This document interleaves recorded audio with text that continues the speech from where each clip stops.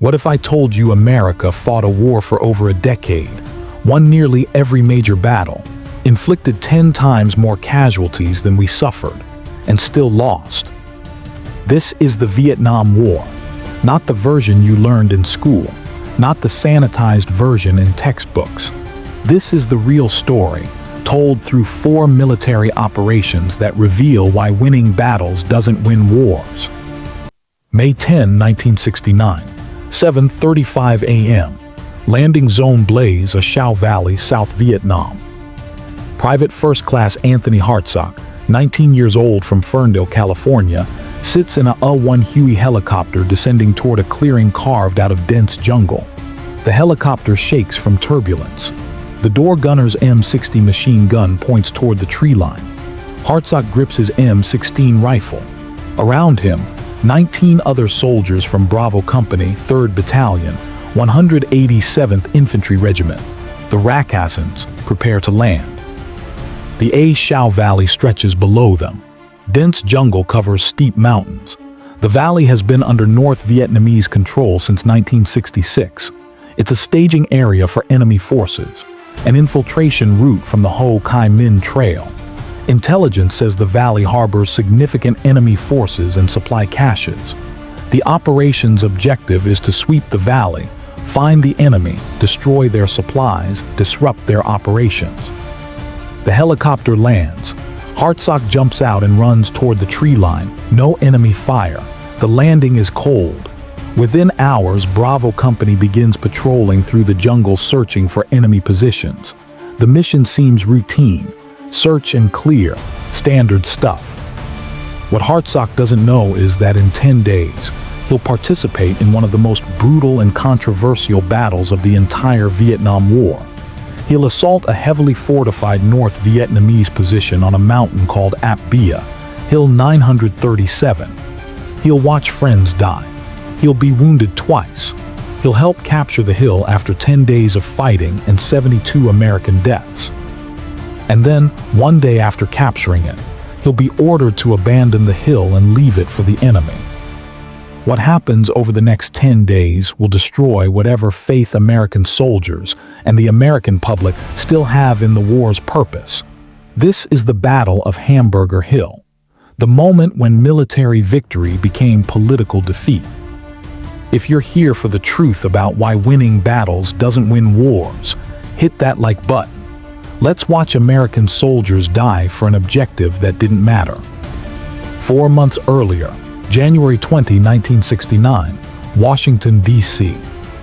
Richard Nixon is inaugurated as the 37th President of the United States. Nixon campaigned on ending American involvement in Vietnam. His plan is called Vietnamization.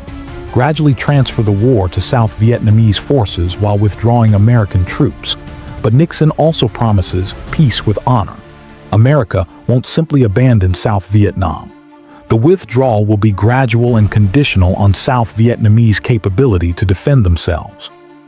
By May 1969, American troop strength in Vietnam remains at over 540,000 soldiers, but the political environment has changed dramatically. The Tet Offensive of 1968 shattered American confidence that the war was being won. The My Lai massacre, though not yet publicly revealed, is being investigated. American casualties in 1969 are running at historic highs, hundreds of Americans dying every week. Congress is increasingly hostile to military operations. Public opinion has turned decisively against the war. In this environment, American military command in Vietnam faces a contradiction. They're supposed to continue aggressive operations to demonstrate American military effectiveness and support Vietnamization by degrading enemy forces. But they're also supposed to reduce American casualties and prepare for withdrawal. These objectives are incompatible.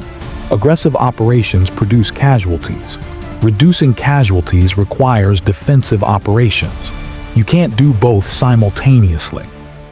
General Creighton Abrams, commanding all American forces in Vietnam, plans Operation Apache Snow for May 1969.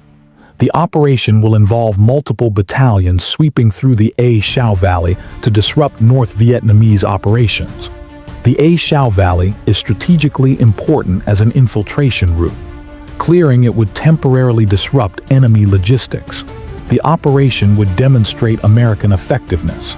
That's the plan. May 10, 1969. Operation Apache Snow begins. 9 battalions are helilifted into landing zones throughout the Khe Sanh Valley. Initial contact with North Vietnamese forces is light. American units begin reconnaissance patrols. The operation proceeds methodically. Intelligence indicates enemy forces are present in significant numbers but are avoiding engagement. May 11, 1969. Lieutenant Colonel Weldon Honeycutt, 45 years old, commands the 3rd Battalion, 187th Infantry Regiment. Honeycutt is a tough career officer. He served in Korea and multiple tours in Vietnam. He's known for aggressive tactics and demanding leadership. His men respect him but also fear him. Honeycutt doesn't tolerate hesitation or weakness. Honeycutt's battalion is assigned to search a sector of the Khe Sanh Valley that includes a mountain-designated Hill 937. The hill rises steeply from the valley floor, covered in dense jungle vegetation. Intelligence estimates that perhaps a single company of North Vietnamese occupies the hill. Standard stuff. Find them, engage them, clear the area. May 12, 1969, 10:15 a.m., the first assault. Honeycutt orders Bravo Company and Charlie Company to attack Hill 937. The soldiers begin moving up the hill in assault formation. Almost immediately, they encounter devastating automatic weapons fire from multiple positions. Machine guns, AK-47 rifles, RPG rockets. The jungle erupts with muzzle flashes and explosions. Private Hartsock hits the ground. Bullets snap overhead, trees splinter, soldiers scream. The assault stalls within minutes. Men are hit. The medics are called forward.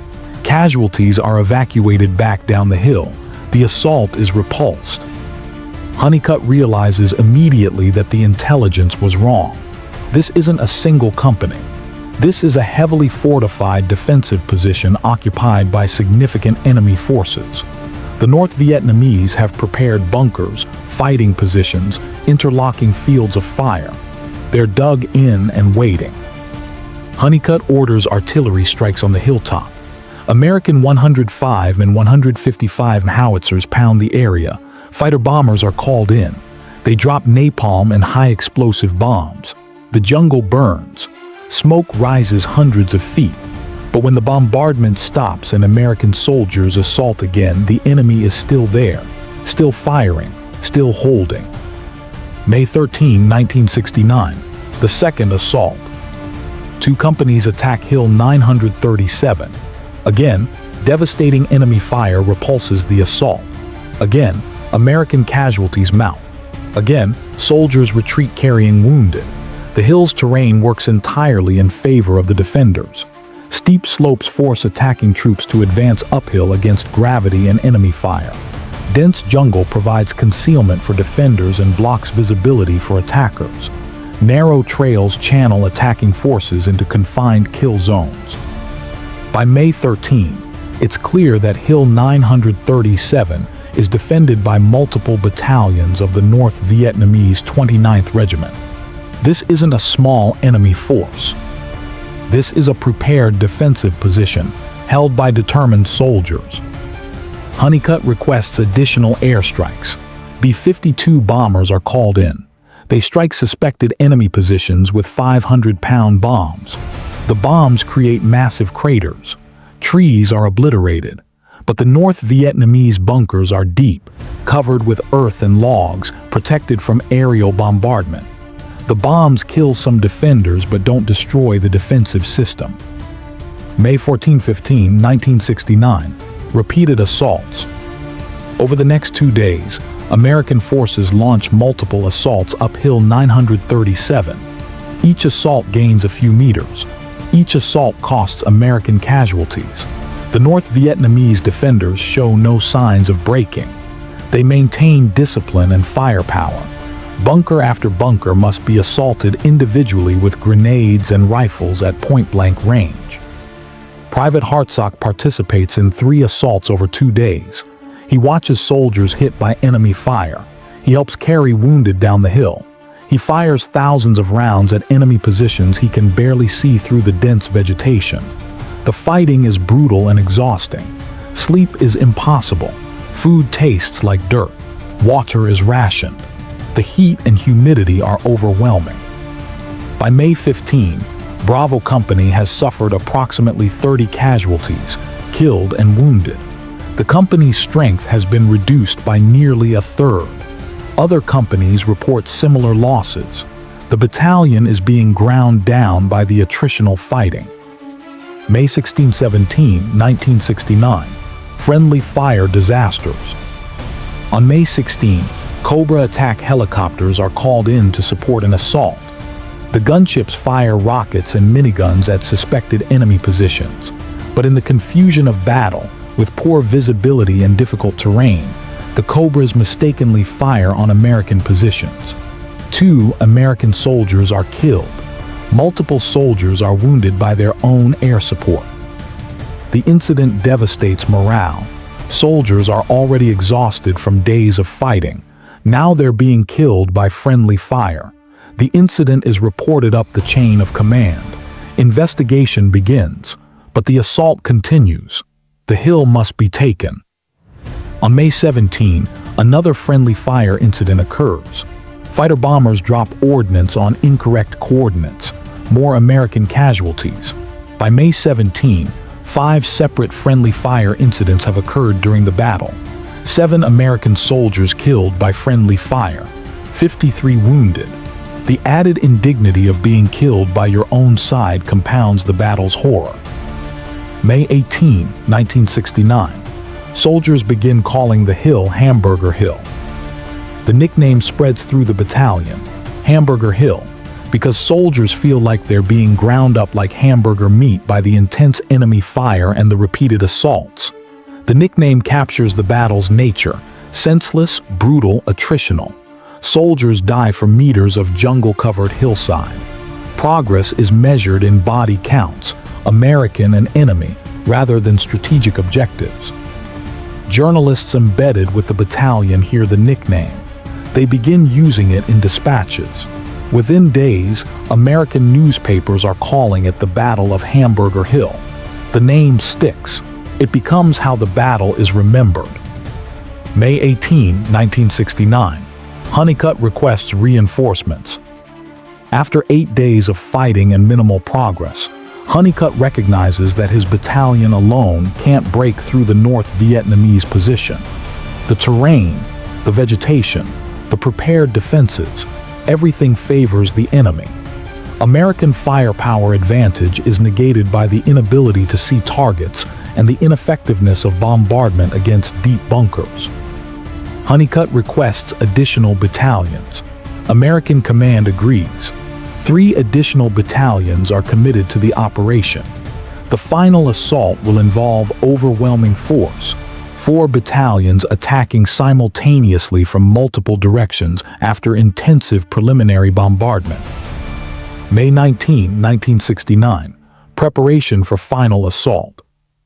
Artillery bombardment intensifies.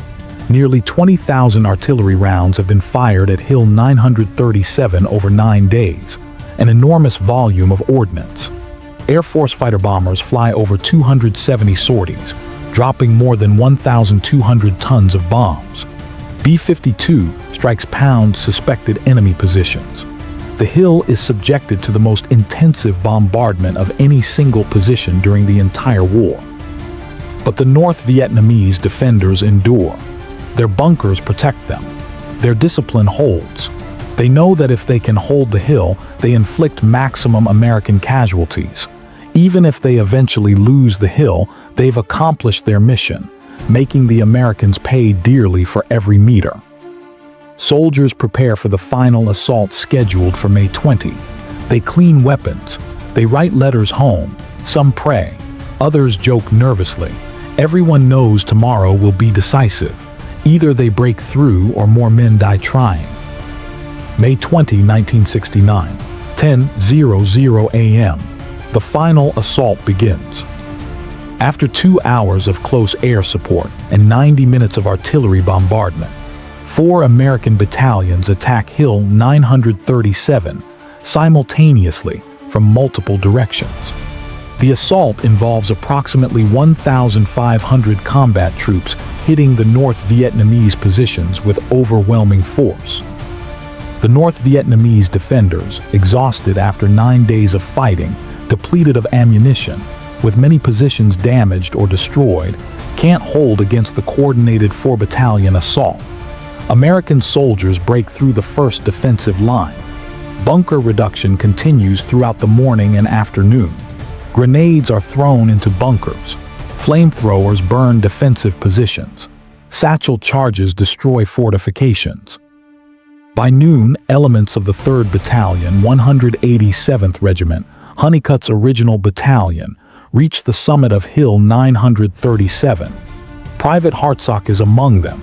He's been wounded twice during the battle, shrapnel in his leg, gunshot wound in his shoulder, but he refused evacuation.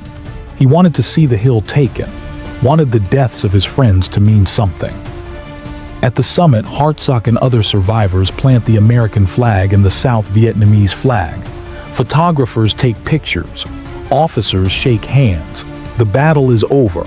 The hill is captured. American forces have won. The casualty accounting begins immediately. 72 Americans killed, over 370 wounded. Total American casualties, over 440. North Vietnamese casualties. American command claims 622 killed, but only 182 weapons are found. The discrepancy suggests the real number is closer to 300-400 killed. Still, the casualty ratio favors American forces, approximately 5-1 or 6-1, depending on actual enemy casualties.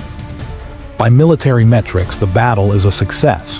The hill is captured. Enemy forces are destroyed. The strategic objective is achieved. May 21, 1969. The abandonment. Honeycutt receives orders from higher command. Withdraw from Hill 937. Leave the position. The hill has no strategic value worth holding. American forces are needed elsewhere. The operation is moving to other objectives. Honeycutt is shocked. He fought for 10 days to capture this hill. 72 men died. Over 370 were wounded. Now he's ordered to abandon it. He questions the order. He's told the decision is final. Strategic priorities have changed. The hill isn't worth the cost of defending it. Honeycutt informs his battalion. Soldiers are devastated. Private Hartsock, sitting on the summit he helped capture, can't believe what he's hearing. They're leaving after everything, after all the men who died. For what? American forces withdraw from Hill 937 on May 21. They leave the hill to the North Vietnamese. Within weeks, North Vietnamese forces reoccupy the position. Within months, the strategic situation in the A Shau Valley returns to the pre-operation status quo. Everything accomplished during Operation Apache Snow is temporary. Journalist John Wilhelm, reporting from Hill 937 immediately after its capture, finds a piece of cardboard pinned to a blackened tree trunk. On it, a soldier has scrawled Hamburger Hill in large letters. Underneath, someone else has written, "Was it worth it?" That question, was it worth it, defines the battle's legacy. The answer from soldiers who fought there is unanimous. No, it wasn't worth it. The hill had no strategic value. The casualties accomplished nothing. The entire battle was a waste. The immediate impact is soldier outrage. Men who survived Hamburger Hill are angry. Morale collapses. Some soldiers begin refusing orders, not openly mutinous but dragging their feet, questioning every command, expressing open hostility to officers. The breakdown in discipline spreads throughout the division. Officers try to explain the decision. The hill's strategic value was limited. Holding it would require continuous resupply under enemy fire. Defending it would produce more casualties. Abandoning it was the logical choice. But soldiers aren't comforted by strategic logic. They watched friends die for that hill. Now it's abandoned. The logic doesn't matter. The sacrifice feels meaningless. June 7, 1969. Operation Apache Snow officially ends. American command declares the operation a success. Enemy forces have been disrupted. Supplies have been captured. Bunkers have been destroyed. The A Shao Valley has been temporarily cleared. By military metrics, the operation achieved its objectives. But by every meaningful strategic measure, the operation failed. The A Shao Valley continues serving as an infiltration route. Within months, North Vietnamese forces return and re-establish their presence. The strategic situation is unchanged. The operation temporarily disrupted enemy operations, but accomplished no lasting strategic improvement. Back in the United States, news of Hamburger Hill sparks immediate controversy. Congress erupts. Senator Edward Kennedy calls the battle senseless and irresponsible. Senator George McGovern demands explanations for why American soldiers were sacrificed for an objective that was immediately abandoned. Newspapers run editorials questioning American strategy. Television news shows footage of wounded soldiers being evacuated from Hamburger Hill. The public reaction is overwhelmingly negative. Americans who still supported the war begin questioning whether military leadership knows what it's doing. Americans who oppose the war see Hamburger Hill as proof that the entire war is senseless. The battle becomes a symbol of everything wrong with Vietnam: pointless sacrifice, flawed strategy, disconnection between tactical success and strategic success. The Pentagon defends the operation. Generals testify before Congress that the battle was necessary to disrupt enemy operations, that American forces won a significant tactical victory, that casualty ratios favored American forces, that the operation accomplished its objectives. But the American public isn't convinced. Casualty ratios don't matter if the objective has no strategic value. Tactical victories don't matter if the strategic situation remains unchanged. Military success doesn't matter if soldiers die for positions that are immediately abandoned. Hamburger Hill, combined with the My Lai massacre revelations that surfaced publicly in November 1969, destroys what remains of American public support for the war. By the end of 1969, opinion polls show that over 60% of Americans believe the war is a mistake. Calls for immediate withdrawal intensify. Congress begins passing legislation restricting military operations. Private Anthony Hartsock survives the Battle of Hamburger Hill. He's awarded the Purple Heart twice for his wounds. He's awarded the Bronze Star for valor. He returns to the United States in 1970 after completing his tour. He works various jobs for 40 years. He doesn't talk about Vietnam except with other veterans. Decades later, in interviews about Hamburger Hill, Hartsock describes the battle as the moment he realized the war had no purpose. They'd accomplished their mission. They'd captured the hill. They'd defeated the enemy. And then they abandoned it. Everything they'd fought for, everything their friends had died for, abandoned. That realization stayed with him forever. The war wasn't about winning. It was about. He still doesn't know what it was about. Lieutenant Colonel Weldon Honeycutt, who commanded the battalion during the battle, defends his actions for the rest of his life. He argues that he followed orders, that the hill had to be taken because intelligence indicated it was occupied by significant enemy forces, that abandoning the hill after capture was a decision made by higher command, not by him. Honeycutt becomes a controversial figure. Some veterans respect his aggressive leadership. Others blame him for unnecessary casualties. Honeycutt dies in 2007, never fully reconciled with the battle's legacy. The Battle of Hamburger Hill killed 72 American soldiers. It wounded over 370 more. It killed an estimated 400 North Vietnamese soldiers. It accomplished no strategic objective. The hill was abandoned. The war continued. American withdrawals accelerated. The battle represents the moment when the Vietnam War's fundamental contradictions became undeniable even to those who still supported the war. You could win tactical victories. You could achieve favorable casualty ratios. You could capture objectives. But if those objectives had no strategic value and were immediately abandoned, the victories were meaningless. Hamburger Hill also demonstrated that attrition strategy, killing enemy soldiers until the enemy surrenders, doesn't work when the enemy is willing to accept any casualties to achieve strategic objectives. North Vietnamese forces lost 300-400 soldiers defending a hill that had no strategic value. They accepted those casualties because defending the hill inflicted American casualties. Even losing the battle served North Vietnamese strategic purposes if it created American casualties that generated political pressure back home. The battle exposed the relationship, or lack of relationship, between tactical success and strategic success. American forces were tactically superior. They won individual engagements. They dominated firepower. They had overwhelming air support and artillery. But none of that tactical superiority translated into strategic success because American strategy didn't connect tactical victories to political objectives. The political objective in Vietnam was preserving South Vietnamese independence. But Hamburger Hill, like every other American military operation, did nothing to make South Vietnam more capable of defending itself. South Vietnamese forces participated minimally in the battle. The ARVN gained no experience. The operation demonstrated American capability, not South Vietnamese capability. When American forces eventually withdrew, South Vietnam stood alone against North Vietnam. And South Vietnam, as events in 1975 would demonstrate, couldn't defend itself.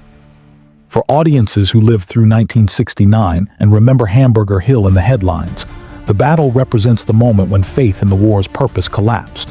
Not faith in American soldiers. They fought courageously and professionally. Not faith in American military capability. American forces dominated every engagement. But faith in the strategy, in the leadership, in the entire enterprise of the war. Hamburger Hill proved that military power without strategic logic is meaningless. That soldiers' courage and sacrifice can be wasted by flawed strategy.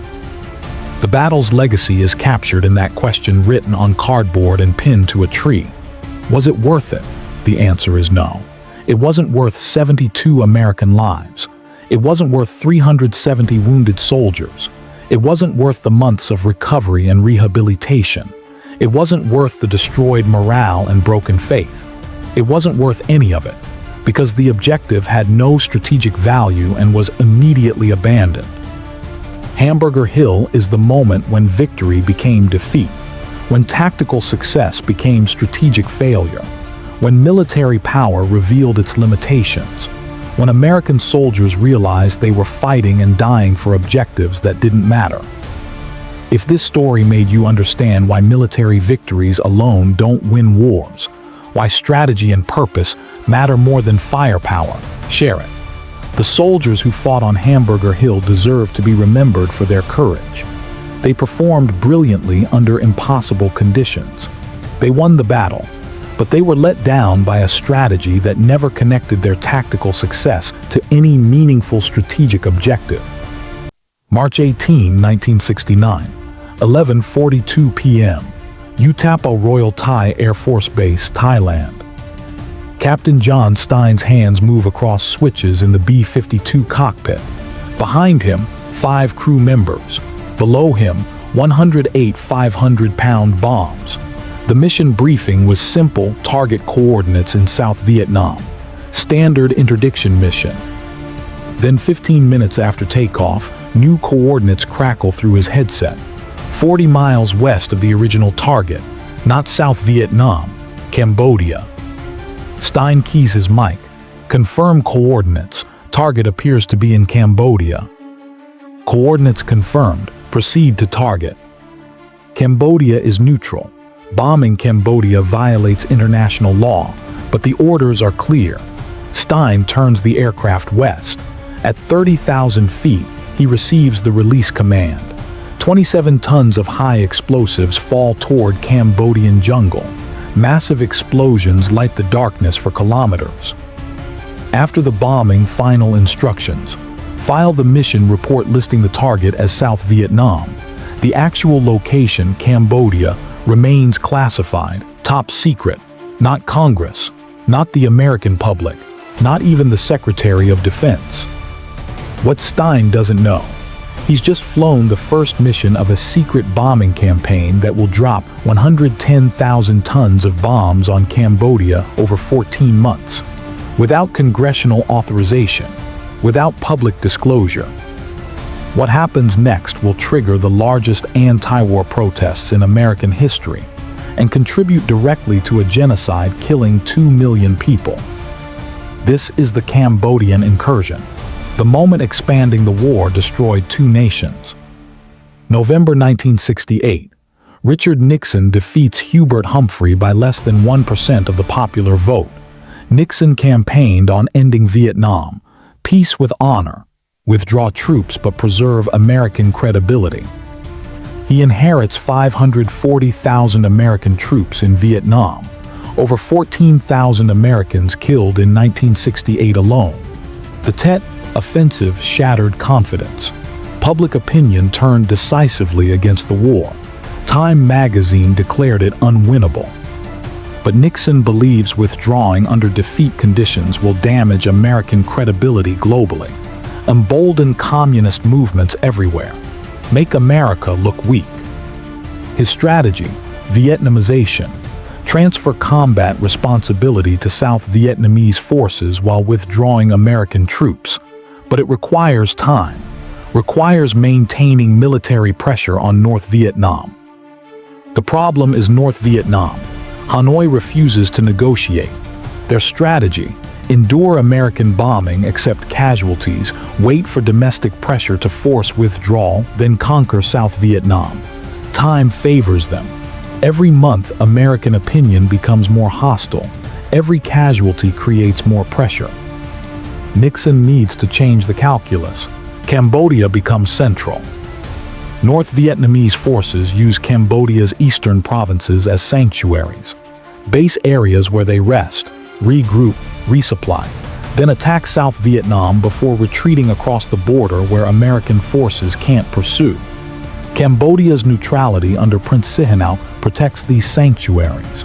The sanctuaries provide enormous tactical advantages, safe havens immune from ground attacks. The Ho Chi Minh Trail runs through Cambodian territory, a 16,000-kilometer network moving supplies south every night. Interdicting this trail would degrade North Vietnamese capability significantly. COSVN, the central office coordinating communist operations in the south, operates from Cambodian sanctuaries. Destroying it could cripple enemy operations for months. Henry Kissinger, Nixon's national security advisor, recommends bombing the Cambodian sanctuaries, secretly, without congressional authorization, without public disclosure. The bombing will disrupt operations, demonstrate resolve, buy time for Vietnamization. Keeping it secret prevents domestic backlash and avoids publicly violating Cambodia's neutrality. Nixon approves. Operation Menu begins. March 18, 1969.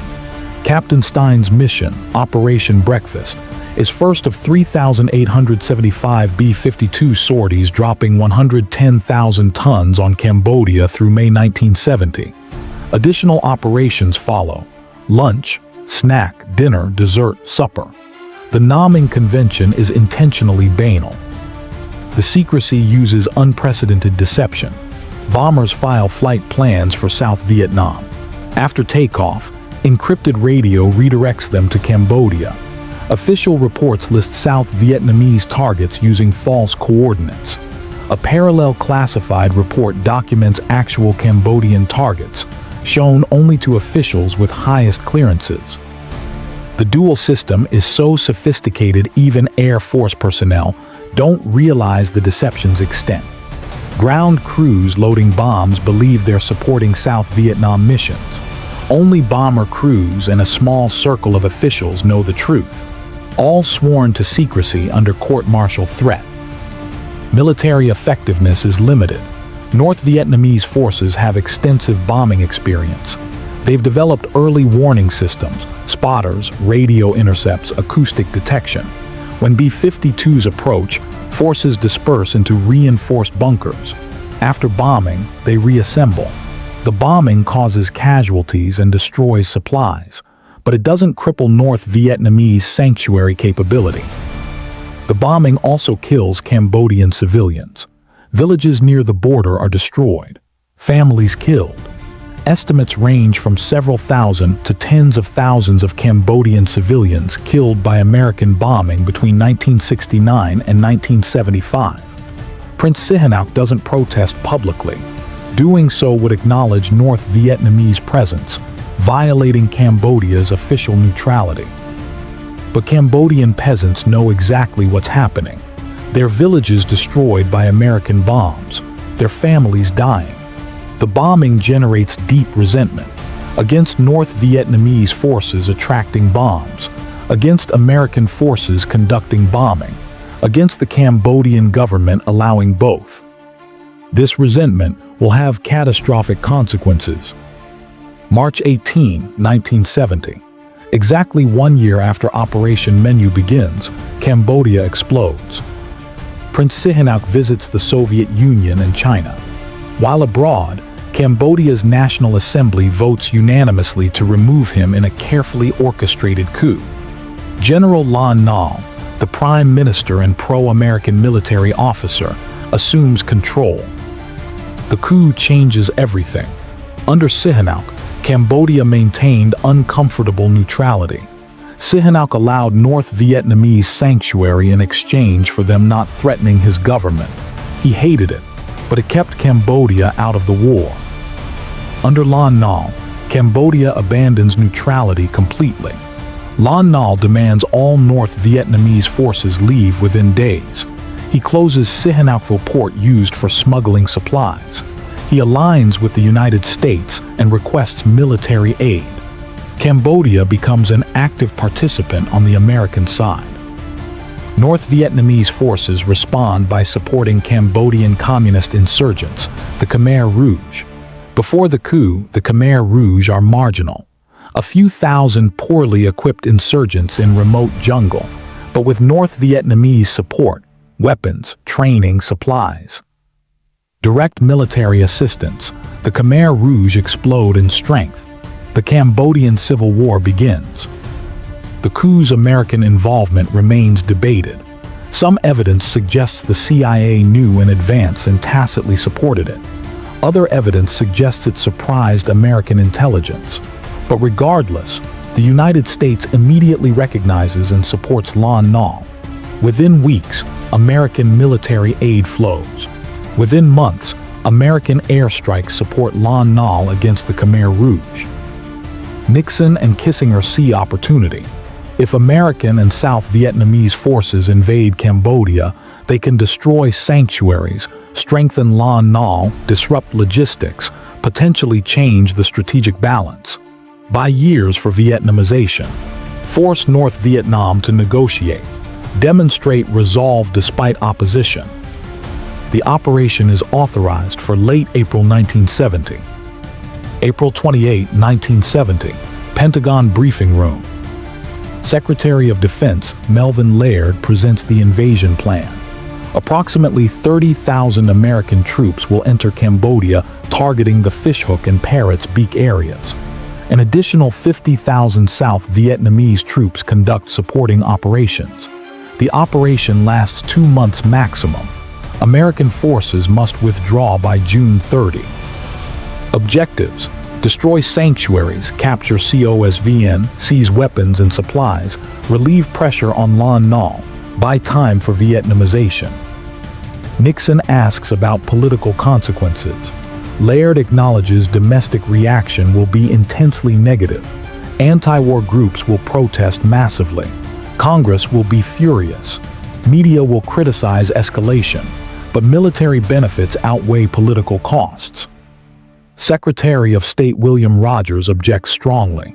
The invasion will violate sovereignty, trigger protests, damage international reputation, potentially widen the war. Rogers recommends against it or limiting to South Vietnamese forces only. Nixon overrides objections. The operation proceeds. He schedules a televised address for April 30. April 29, 1970. South Vietnamese forces cross the border. 20,000 South Vietnamese troops attack the Parrot's Beak. American air power, artillery, and helicopters provide support, but no American ground troops cross yet. Nixon can claim this is a South Vietnamese operation. They encounter light resistance. North Vietnamese units, aware of the operation through intelligence, withdrew westward taking supplies. South Vietnamese forces discover abandoned camps, some supplies but few enemy forces. April 30, 1970, 9:00 p.m. Eastern Time. Nixon addresses 70 million Americans. He sits at his Oval Office desk. His speech is defiant.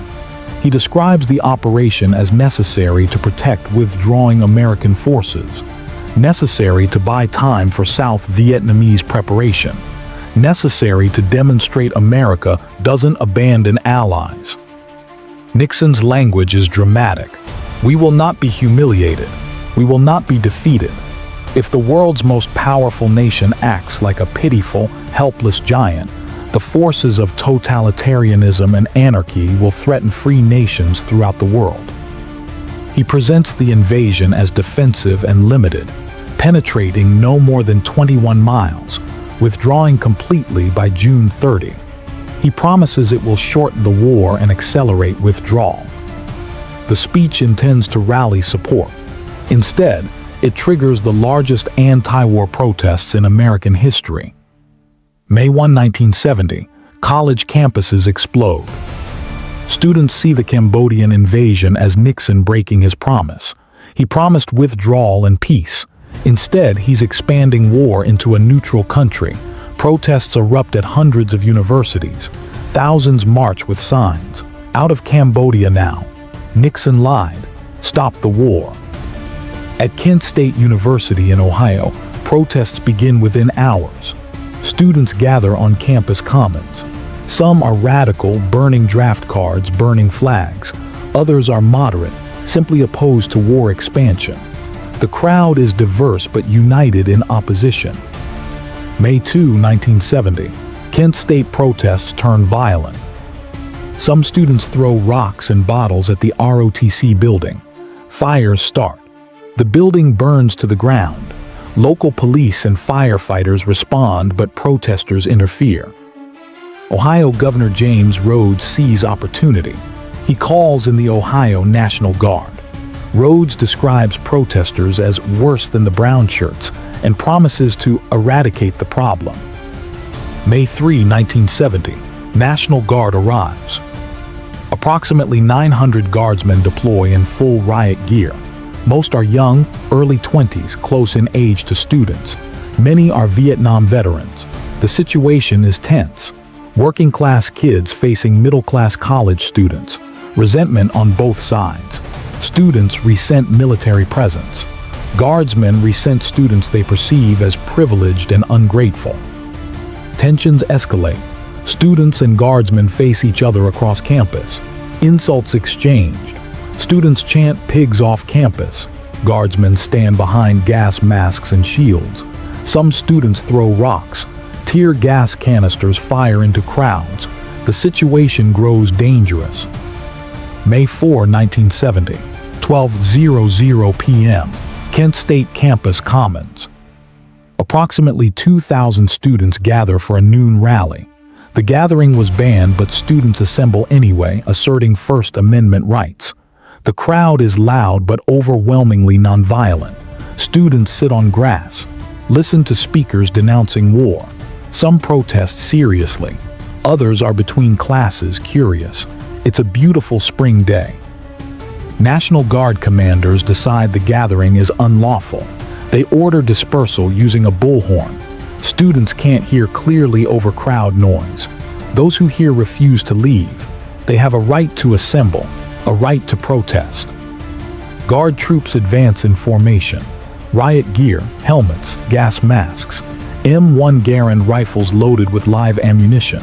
30-06 caliber rounds designed for warfare, not riot control. They fire tear gas into the crowd. Gas drifts. Students cough and scatter. But they don't leave. They regroup on Blanket Hill. Some students throw rocks and tear gas canisters back. The rocks don't reach. Students are 60 to 100 yards away. It's symbolic resistance. Angry but not dangerous. Guard troops advance up Blanket Hill to the practice football field. Students are now 60 to 75 yards away, still yelling, not advancing, not attacking. Some walk away to classes. The confrontation appears de-escalating. Then at 12:24 p.m., without warning, without orders, without provocation, 28 National Guardsmen turn towards students and open fire. 67 rounds in 13 seconds. Gunfire echoes like firecrackers. Students scream, run, dive. Some don't understand at first. Are they shooting blanks? Then students start falling and blood appears and everyone realizes this is real. Jeffrey Miller, 20 years old, psychology major, shot in the mouth. The round tears through his face and exits his skull. Killed instantly. Body falls 265 feet from the guard line. Blood pools. Allison Cross, 19 years old, fine arts major, shot in the chest. Bullet pierces lung and heart. She collapses. Her last words, "I'm hit." William Schroeder, 19 years old, psychology major. Shot in the back while walking to class. He wasn't participating. Wrong place. Bullet enters between shoulder blades, exits chest. Dies in the ambulance. Sandra Schuer, 20 years old, speech therapy major, walking to class. Not part of the protest. Bullet strikes her neck, severing jugular. Bleeds out on the sidewalk. 9 others wounded. Dean Collar, 20 years old, shot in the back. Bullet severs spinal cord.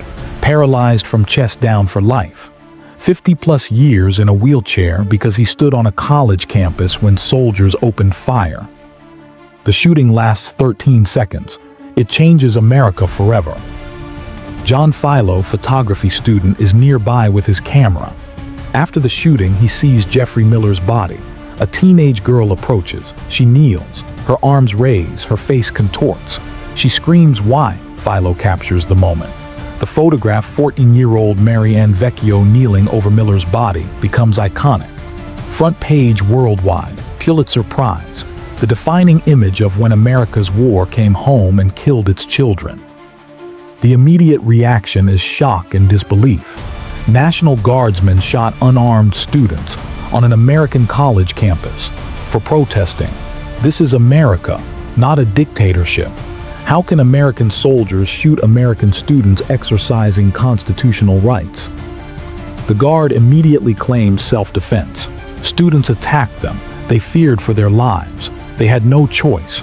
But these claims are quickly disproven. Students were 60 to 75 yards away, beyond effective range of thrown rocks.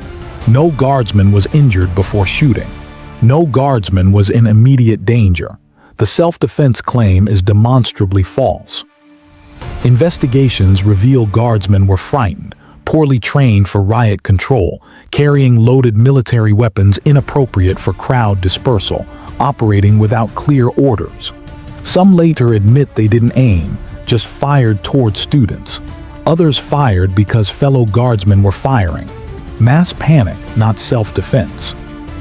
May 5-10, 1970. America erupts. News spreads instantly. Within hours, protests explode on campuses nationwide. Within days, over 4 million students at 900 colleges are on strike, over 10% of America's population. The largest student strike in American history.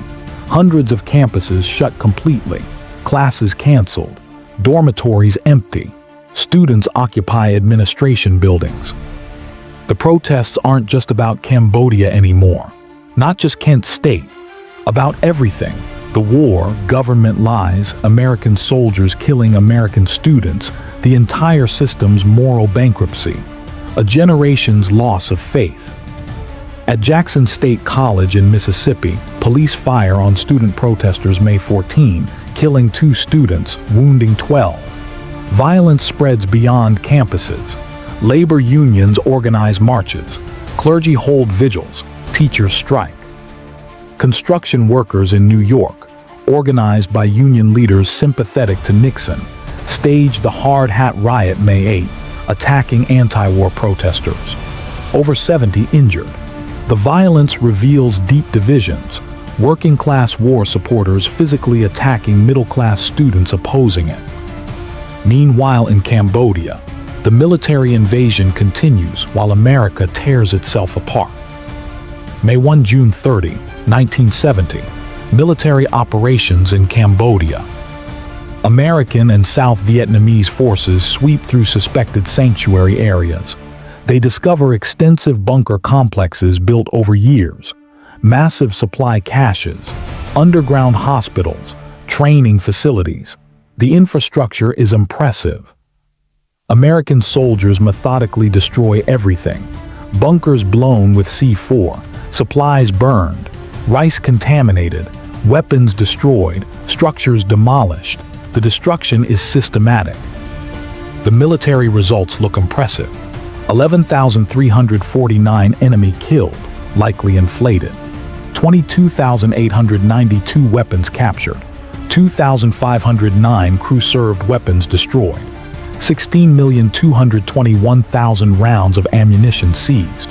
14,046,000 pounds of rice confiscated. 23,000 bunkers destroyed. American casualties: 354 killed, 1,689 wounded. By conventional metrics, the operation succeeds.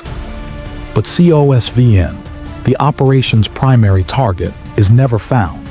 COSVN relocated weeks before, moving deeper into Cambodia beyond American reach.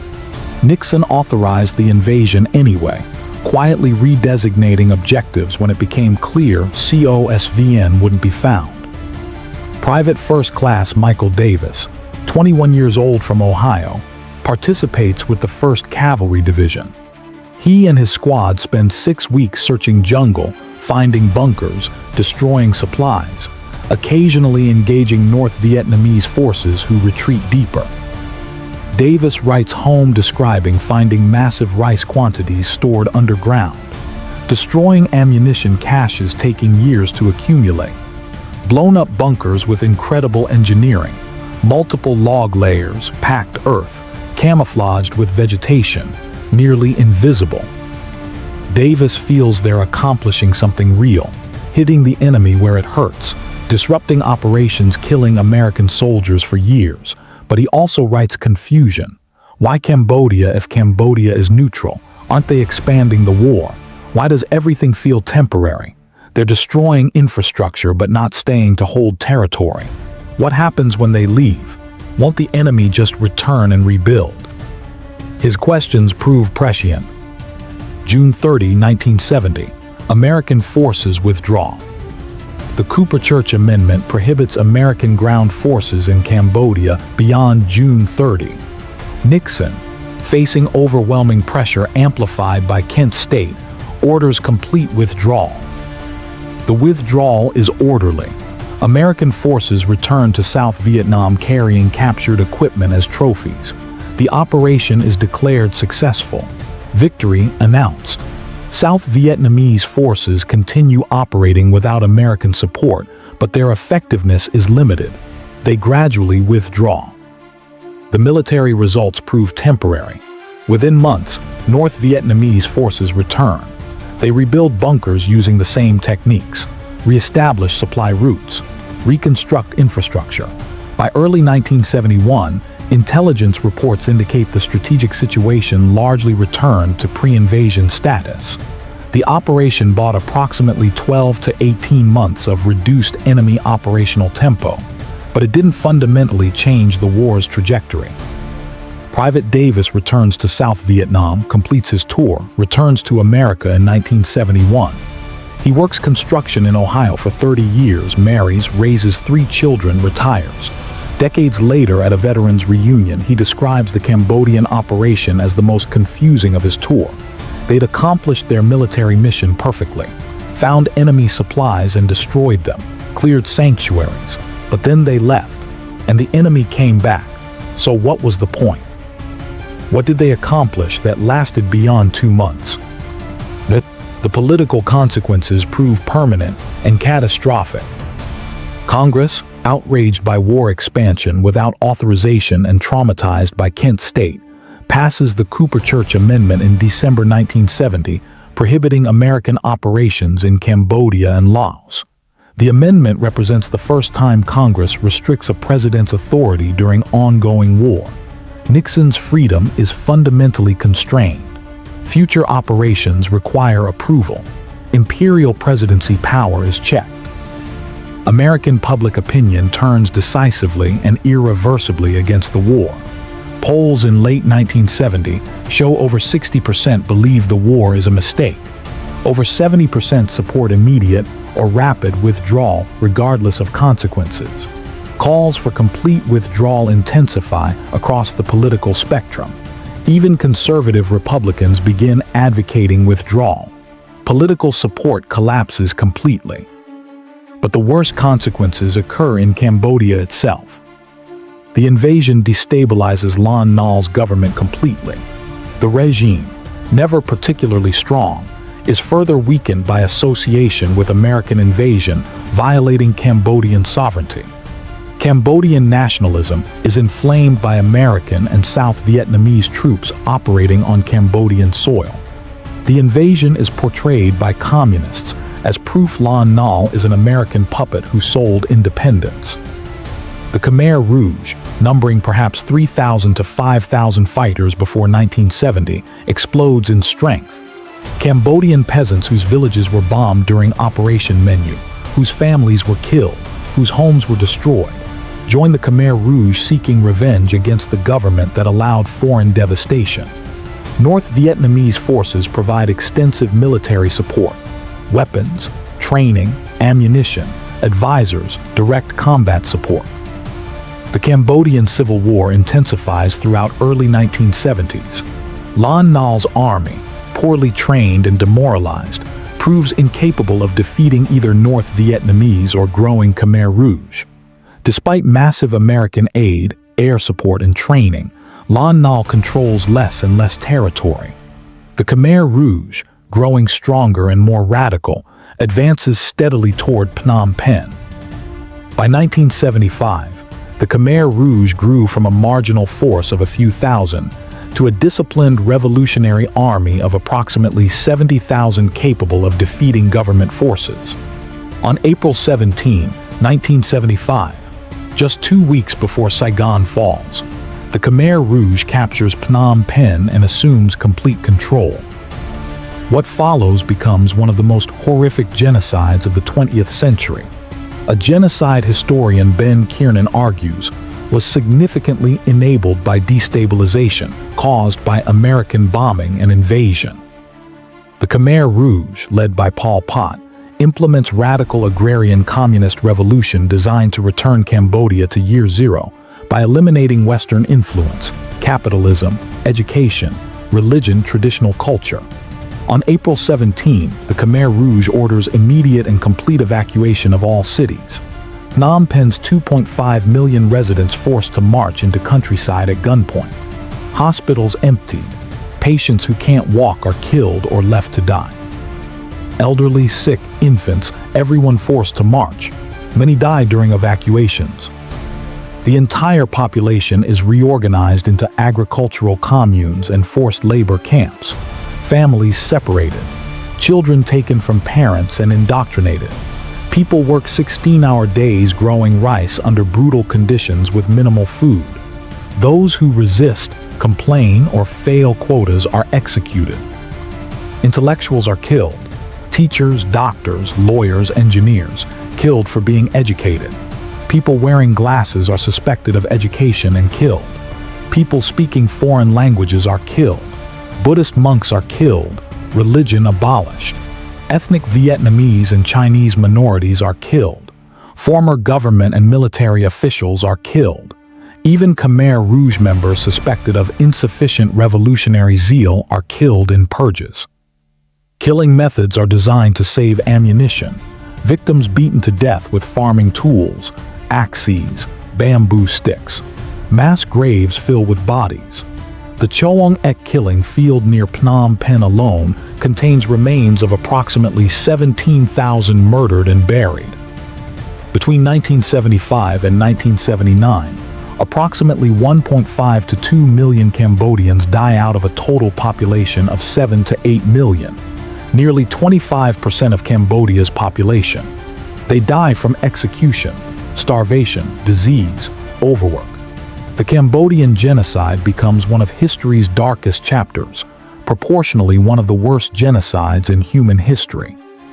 The direct causal connection between the Cambodian incursion and genocide is complex and debated. The Khmer Rouge existed before invasion. Cambodian communism had indigenous roots dating to the 1950s. The Civil War might have occurred without American intervention, but scholarly consensus holds American bombing and invasion significantly contributed to conditions allowing Khmer Rouge to gain power. Bombing during Operation Menu killed thousands of civilians and destroyed hundreds of villages, creating refugees and resentment the Khmer Rouge exploited for recruitment. The invasion destabilized Lon Nol's government and destroyed its legitimacy by associating it with foreign invasion. The invasion radicalized peasantry by demonstrating the government couldn't protect them from foreign military operations. The invasion strengthened the Khmer Rouge by providing North Vietnamese support in response to Lon Nol's pro-American alignment. The invasion destroyed Cambodia's social and political institutions, creating a power vacuum the Khmer Rouge filled. Historian Ben Kiernan argues in The Pol Pot Regime that American bombing was probably the most important single factor in Pol Pot's rise to power. Yale University's Cambodian genocide program documents show clear correlation between heavily bombed areas and strongest Khmer Rouge recruitment. While the genocide itself was committed by Cambodian communists implementing their own horrific ideology, the conditions enabling their rise were significantly created by American military intervention.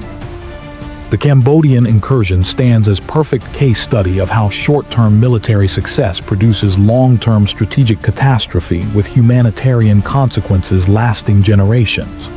American forces accomplished every tactical objective during the 2-month operation.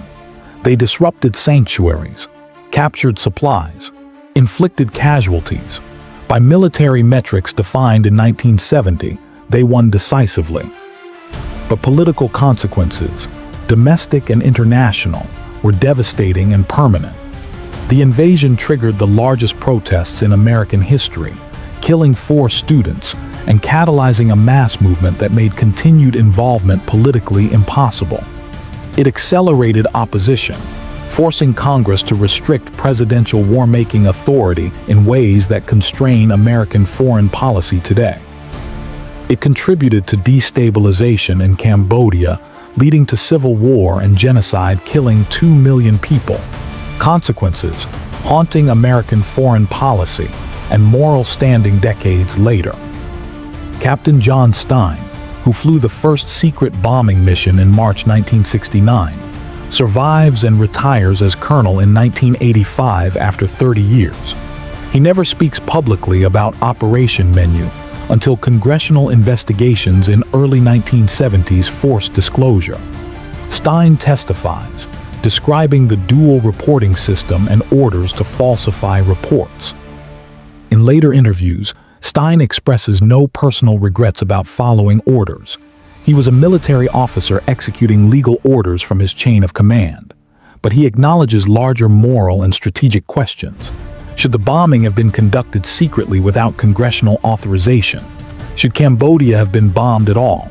Should American presidents have constitutional authority to expand wars without approval or public knowledge? Stein doesn't claim answers. He followed orders. That's what professional officers do. But the questions remain unanswered and troubling. The Kent State shooting leaves permanent scars. The 4 killed, Jeffrey Miller, Allison Cross, William Schroeder, Sandra Shewer, are memorialized on campus with a monument and annual commemorations. Every May 4 since 1970, survivors and families gather to remember and call for accountability that never fully came. Dean Collar, paralyzed from chest down, spends his life advocating for gun control, peaceful protest rights, and holding government accountable for violence against citizens. Mary Ann Vecchio, the 14-year-old photographed kneeling over Miller's body, struggles with trauma and unwanted fame for decades, eventually becoming an advocate for veterans and peaceful conflict resolution. The guardsmen who fired face various fates but little accountability. Some express remorse in later years. Some maintain they acted correctly. None are convicted. The Justice Department investigates but declines to prosecute. Civil lawsuits eventually result in settlement where Ohio and the Guard pay $675,000 distributed among victims and families, approximately $15,000 per victim. The settlement includes a statement of regret, but not admission of wrongdoing. Justice proves incomplete and unsatisfying to victims who wanted criminal accountability for what they believe was murder. The Cambodian people bear the worst and most lasting consequences. 2 million dead in the genocide that followed. An entire generation traumatized. A society destroyed and still recovering decades later. The Khmer Rouge regime is eventually overthrown by Vietnamese invasion in January 1979. Vietnam invading Cambodia to stop genocide after Khmer Rouge repeatedly attacked Vietnamese villages. But by then the damage is catastrophic and irreversible. Cambodia remains one of the world's poorest countries. Unexploded ordnance from American bombing still kills farmers. Mass graves are still being discovered. The trauma passes to subsequent generations. The Cambodian incursion stands forever as one of the most consequential strategic blunders in American military history. Not because it failed militarily. It achieved every stated tactical objective, but because its short-term success produced long-term consequences that destroyed 2 nations, killed millions, and accelerated America's defeat in Vietnam by making continued involvement politically impossible. The operation perfectly exemplifies the fatal disconnect between military success and strategic success, between tactical victories and political sustainability. American forces won every engagement. They dominated tactically. They accomplished their mission. Officers wrote success reports. Medals were awarded. Promotions granted. But political consequences made continued involvement impossible, and humanitarian consequences in Cambodia were apocalyptic in scale and horror. Military power divorced from strategic wisdom and moral consideration is worse than useless. It's actively destructive, creating consequences that outlast battles and destroy nations for generations. The Cambodian incursion proves tactical victories mean nothing if strategic costs destroy political will and create humanitarian disasters haunting moral conscience forever. The students killed at Kent State for protesting deserve to be remembered as Americans exercising constitutional rights. The 2 million Cambodians killed in genocide deserve to be remembered as victims of catastrophe America's actions helped create. The truth about how expanding wars creates consequences lasting generations deserves to be told honestly and completely. January 21, 1968, 12:30 a.m. Hill 861, Khe Sanh Combat Base, South Vietnam. Lance Corporal Michael O'Malley, 19 years old from Boston, huddles in a bunker on Hill 861 listening to the rain pound on the sandbag roof. He's been on watch for 6 hours. His shift ends in 30 minutes. Then he can sleep. Maybe. Hill 861 is one of several hilltop outposts surrounding Khe Sanh combat base. The outposts form a defensive ring protecting the main base in the valley below. O'Malley's company, Kilo Company, 3rd Battalion, 26th Marines, has been holding Hill 861 for weeks. Intelligence reports say North Vietnamese forces are massing in the area. Big numbers, maybe divisions, but intelligence has been wrong before. O'Malley hears something, a whistling sound. Incoming, he screams, incoming, and dives deeper into the bunker. The first mortar round explodes 50 meters away, then another, then dozens. The hill erupts in explosions, mortars, rockets, artillery. The bombardment is massive and coordinated. Then comes the ground assault. Through the explosions and smoke, O'Malley sees them. North Vietnamese soldiers charging up the hill in waves. Hundreds of them, maybe a battalion. They're screaming, firing AK-47s, throwing grenades. They're coming to overrun the position. O'Malley grabs his M16 and starts firing. Around him, other Marines are firing. M60 machine guns open up. Artillery support is called in. Flares light up the night sky, turning darkness into surreal daylight. The North Vietnamese keep coming. They reach the wire. Some make it through. Hand-to-hand fighting breaks out in the trench lines. Marines use rifle butts, entrenching tools, bayonets. The fighting is desperate and brutal. The battle lasts 3 hours. By dawn, the North Vietnamese withdraw, leaving dozens of bodies on the hillside. O'Malley survives. Half his squad doesn't. The hill holds. But O'Malley knows this isn't over. This is just the beginning. What happens over the next 77 days will become one of the most intense, most dramatic, and most controversial military sieges of the Vietnam War. 6,000 American Marines will be surrounded by 20,000 to 40,000 North Vietnamese troops. They'll endure daily artillery bombardment. They'll fight off repeated ground assaults. They'll survive on supplies delivered by helicopter under fire. They'll wonder every day if they're going to be overrun and killed. The siege will consume President Lyndon Johnson's attention. He'll have a model of Khe Sanh built in the White House basement, so he can follow the battle hour by hour. He'll fear this will be America's Dien Bien Phu, the catastrophic French defeat that ended French involvement in Vietnam 14 years earlier. By the end, over 200 Americans will be dead and 1,600 wounded. An estimated 10,000 to 15,000 North Vietnamese will be killed by the most intensive aerial bombardment in military history. And the base will be abandoned anyway, making everything pointless. If you're here for the truth about how military victories can be strategic defeats, hit that like button. This is the Siege of Khe Sanh, America's 77-day nightmare. 6 months earlier, July 1967, Khe Sanh Combat Base.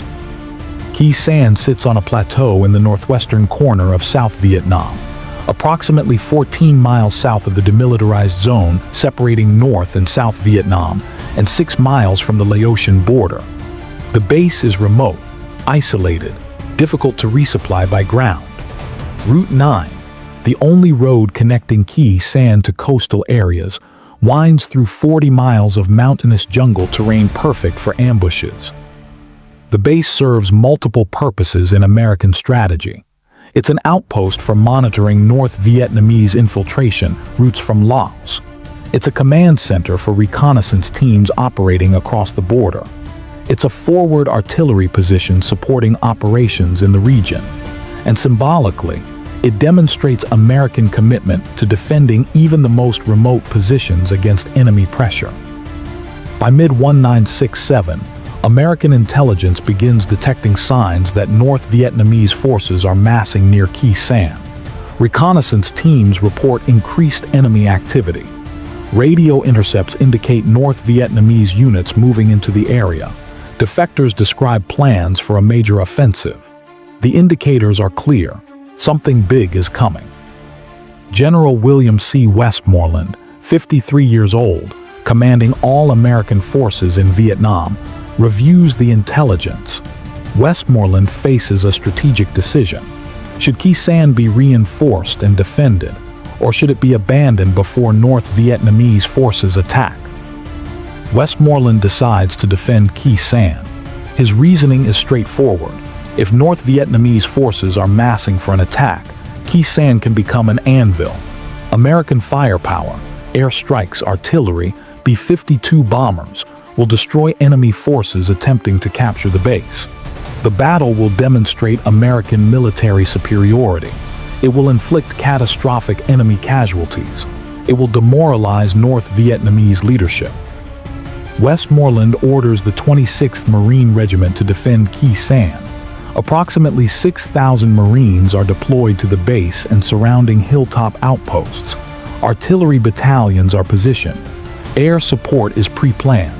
Supply stockpiles are built up. The base is prepared for siege. But Westmoreland doesn't fully understand what's coming. This isn't just an attack. This is a carefully planned North Vietnamese operation designed to recreate Dien Bien Phu, the 1954 battle where Vietnamese forces surrounded and destroyed a French garrison, ending French colonial rule in Indochina. General Vo Nguyen Giap, 56 years old, architect of the Dien Bien Phu victory, is planning the Khe Sanh operation. Giap understands American psychology. He knows Americans fear another Dien Bien Phu. He knows that besieging Khe Sanh will consume American attention, tie down American forces, and create political pressure in Washington. Even if Khe Sanh doesn't fall, the siege will serve strategic purposes. Giap's larger plan is even more ambitious. While American forces are focused on defending Khe Sanh, North Vietnamese and Viet Cong forces will launch the Tet Offensive, simultaneous attacks on over 100 cities and military installations across South Vietnam, timed for the Lunar New Year holiday in late January 1968. The Tet Offensive will demonstrate that despite American claims of progress, enemy forces remain strong enough to strike everywhere simultaneously. Khe Sanh is the diversion, the bait, the trap designed to fix American attention while the real offensive unfolds elsewhere. November 1967, January 1968, the buildup. North Vietnamese forces begin moving into the area surrounding Khe Sanh in massive numbers. The 304th, 320th, 324th, and 325th Divisions, the best units in the North Vietnamese Army, are converging on Khe Sanh from multiple directions. Artillery regiments are moving into positions in the surrounding hills and across the border in Laos, where American ground forces can't reach them. The buildup is massive and deliberate. Between 20,000 and 40,000 North Vietnamese troops eventually surround Khe Sanh. They're dug in, prepared, well supplied. They've built bunkers, trenches, artillery positions. They're ready for a long siege. They're prepared to accept catastrophic casualties to achieve their objectives. American intelligence detects the buildup. Reconnaissance aircraft photograph enemy positions. Sensor devices dropped along infiltration routes detect movement. Radio intercepts confirm large-scale troop concentrations. The intelligence is clear and alarming. This isn't a small-scale attack. This is a major offensive. President Lyndon Johnson, 59 years old, receives briefings about the situation at Khe Sanh. Johnson is obsessed with preventing another Dien Bien Phu. The French defeat haunts American strategic thinking. If American forces are surrounded and overrun at Khe Sanh, it would be a catastrophic military and political defeat. Johnson demands hourly updates. He has a scale model of Khe Sanh constructed in the White House Situation Room so he can follow the battle's progress in detail. Johnson asks Westmoreland directly, "Can Khe Sanh be held?" Westmoreland assures the president that American firepower will prevent the base from falling. Westmoreland is confident. The North Vietnamese are walking into a trap. They're concentrating forces around Khe Sanh where American air power can destroy them. This will be an American victory. January 20, 1968, 8:00 p.m. A North Vietnamese lieutenant defects. Lieutenant La Thanh Ton from the North Vietnamese 325th Division crosses into American lines and surrenders. He's interrogated immediately. What he reveals is terrifying. The attack will begin at midnight. Multiple targets will be hit simultaneously. Hill 861, Hill 881 South, the village of Khe Sanh, and the main combat base itself. The offensive is coordinated and massive. American commanders scramble to prepare. Units are placed on highest alert. Artillery crews stand ready. Air support is alerted. Ammunition is distributed. The Marines on the hilltop outposts brace for what's coming. January 21, 1968, 12:30 a.m. The siege begins. Lance Corporal O'Malley's experience on Hill 861 is replicated across the defensive perimeter. Simultaneous attacks hit multiple positions. Hill 861 is assaulted by approximately 300 North Vietnamese troops. Hill 881 South is hit by another battalion. The village of Khe Sanh, defended by South Vietnamese forces and a Marine Combined Action Platoon, comes under attack. At 5:30 a.m., the main combat base itself comes under massive artillery bombardment. Hundreds of shells fall on the base within minutes. One shell scores a direct hit on the main ammunition supply point containing over 1,500 tons of explosives. The resulting explosion is catastrophic. A fireball erupts. A mushroom cloud rises hundreds of feet. The blast destroys 98% of the available ammunition. 18 Americans are killed instantly. 43 are wounded. The explosion can be seen and felt for miles. It's a devastating opening blow that cripples the base's artillery capability and demonstrates the accuracy and power of North Vietnamese artillery. The siege has begun. For the next 77 days, Khe Sanh will be under constant attack. January 21, February 28, 1968. Daily bombardment and assault. Every day brings artillery shelling. North Vietnamese gunners fire from positions in the hills surrounding Khe Sanh and from across the border in Laos. American forces can't reach the Laotian positions. Crossing the border would violate international law and risk Chinese intervention. The North Vietnamese artillery is safe and fires with impunity. Every day brings mortar attacks, rockets, RPG fire. The base is hit constantly. Marines live in bunkers and trenches. Going above ground means risking death from incoming fire. Supply dumps are hit. Fuel stores explode. The base is slowly being destroyed. Every few days brings ground assaults. North Vietnamese infantry probe the defensive perimeter looking for weaknesses. Sometimes the assaults involve small units. Sometimes entire battalions attack in waves. The Marines repulse every assault, but the attacks keep coming. The psychological pressure is immense. When will the big attack come? The one that overruns the base? Supplies become critical. The base is surrounded. Ground resupply is impossible. Everything, ammunition, food, water, medical supplies, must arrive by air.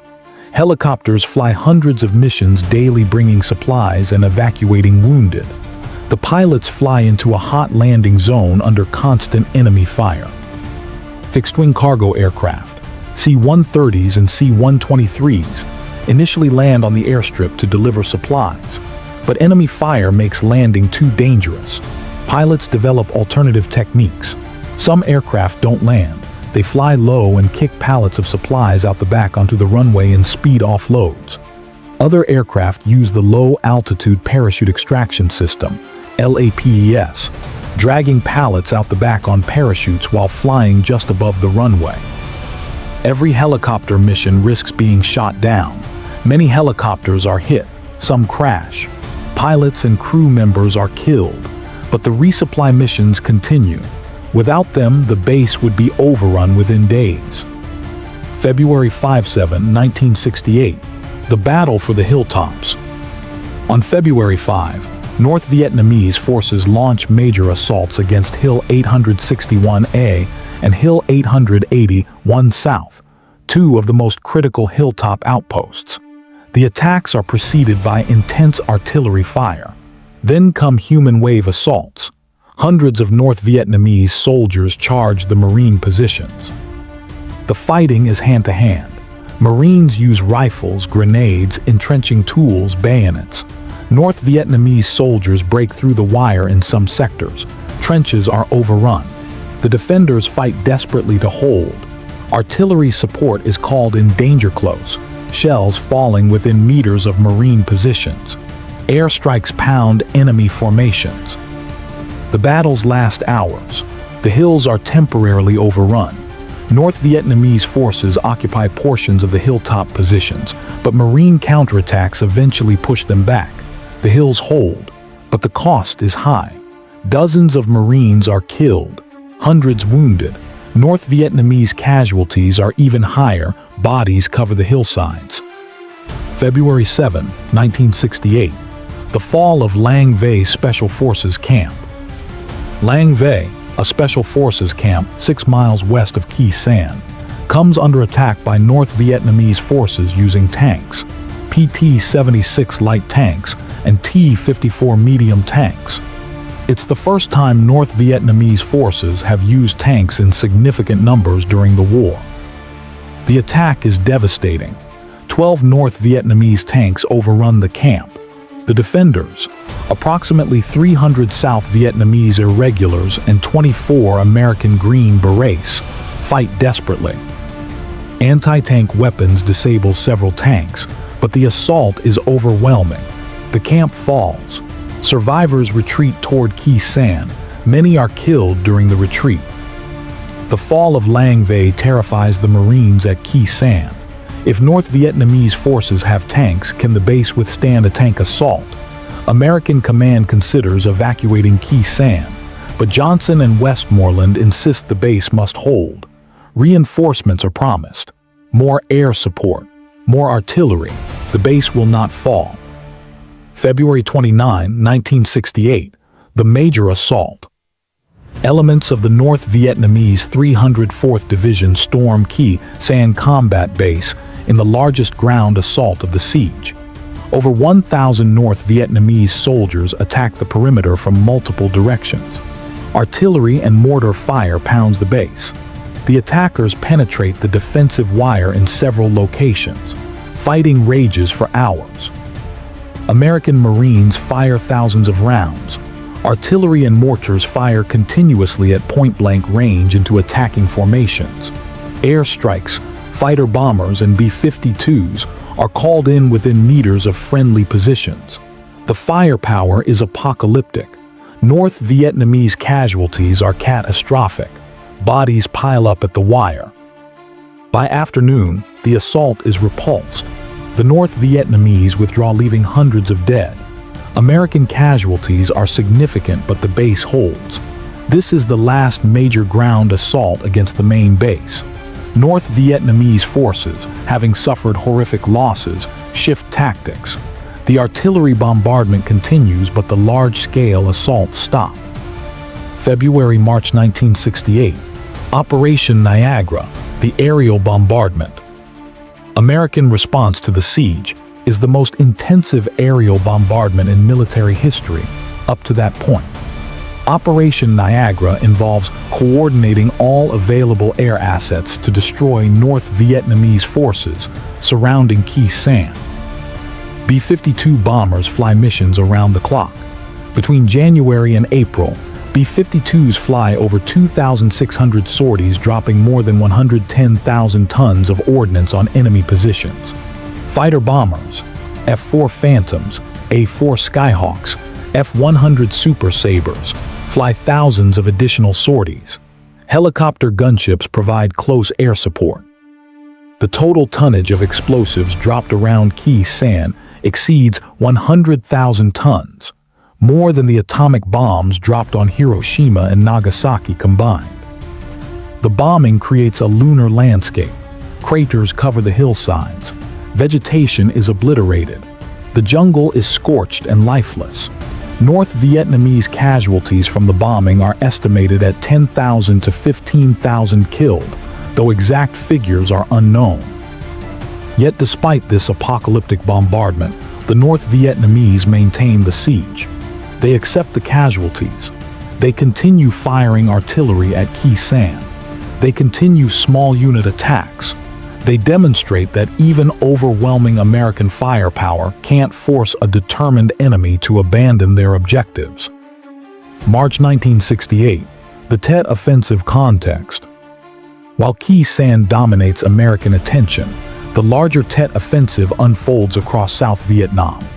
On January 30-31, during the Lunar New Year ceasefire, North Vietnamese and Viet Cong forces launch coordinated attacks on over 100 cities and military installations.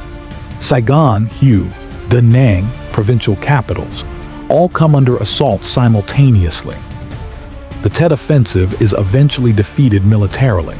Enemy forces are driven out of the cities. Enemy casualties are catastrophic, approximately 45,000 killed. But the offensive achieves its strategic objective. It shatters American public confidence. Americans watching television see enemy forces attacking the U.S. Embassy in Saigon. They see American soldiers fighting in cities that were supposed to be secure. The claims of progress are revealed as lies. Khe Sanh and Tet together create a political crisis. The war that was supposed to be won by 1967 remains unresolved in 1968. American casualties are mounting. Enemy forces remain dangerous and capable. Public opinion turns decisively against the war. Johnson's presidency is destroyed. On March 31, 1968, Johnson announces he won't seek re-election. April 1, 1968, Operation Pegasus, the relief. The 1st Cavalry Division launches Operation Pegasus, a relief operation to break the siege. Approximately 30,000 American and South Vietnamese troops advance toward Khe Sanh from multiple directions. The 1st Marines advance along Route 9 clearing mines and ambushes. The 1st Cavalry's helicopter-borne troops leapfrog ahead, seizing terrain and establishing fire support bases. North Vietnamese forces, weakened by months of bombing and having achieved their strategic objective of diverting American attention during Tet, offer only scattered resistance. The relief column advances steadily. On April 6, elements of the 2nd Battalion, 7th Cavalry link up with the 26th Marines at Khe Sanh. Route 9 is declared open on April 8. The 77-day siege is officially over. General Westmoreland flies into Khe Sanh and declares a major American victory. The base held. Enemy forces were defeated. American firepower prevailed. The Marines who survived the siege don't celebrate. They're exhausted, traumatized. Many have lost friends. They wonder what the point was. Why did they endure 77 days of hell? What was accomplished? June-July 1968, the abandonment. Within weeks of the siege ending, American military command begins planning to evacuate and abandon Khe Sanh. General Creighton Abrams, who replaced Westmoreland as commander of American forces in Vietnam, advocates a new strategy emphasizing mobile operations rather than holding fixed positions. Khe Sanh, isolated and difficult to resupply, doesn't fit the new strategy. Operation Charlie, the evacuation of Khe Sanh, begins in late June. The operation is conducted methodically. Bunkers are destroyed. Artillery is removed. Ammunition is blown up. The airstrip is rendered unusable. Everything of military value is destroyed to prevent North Vietnamese forces from using it.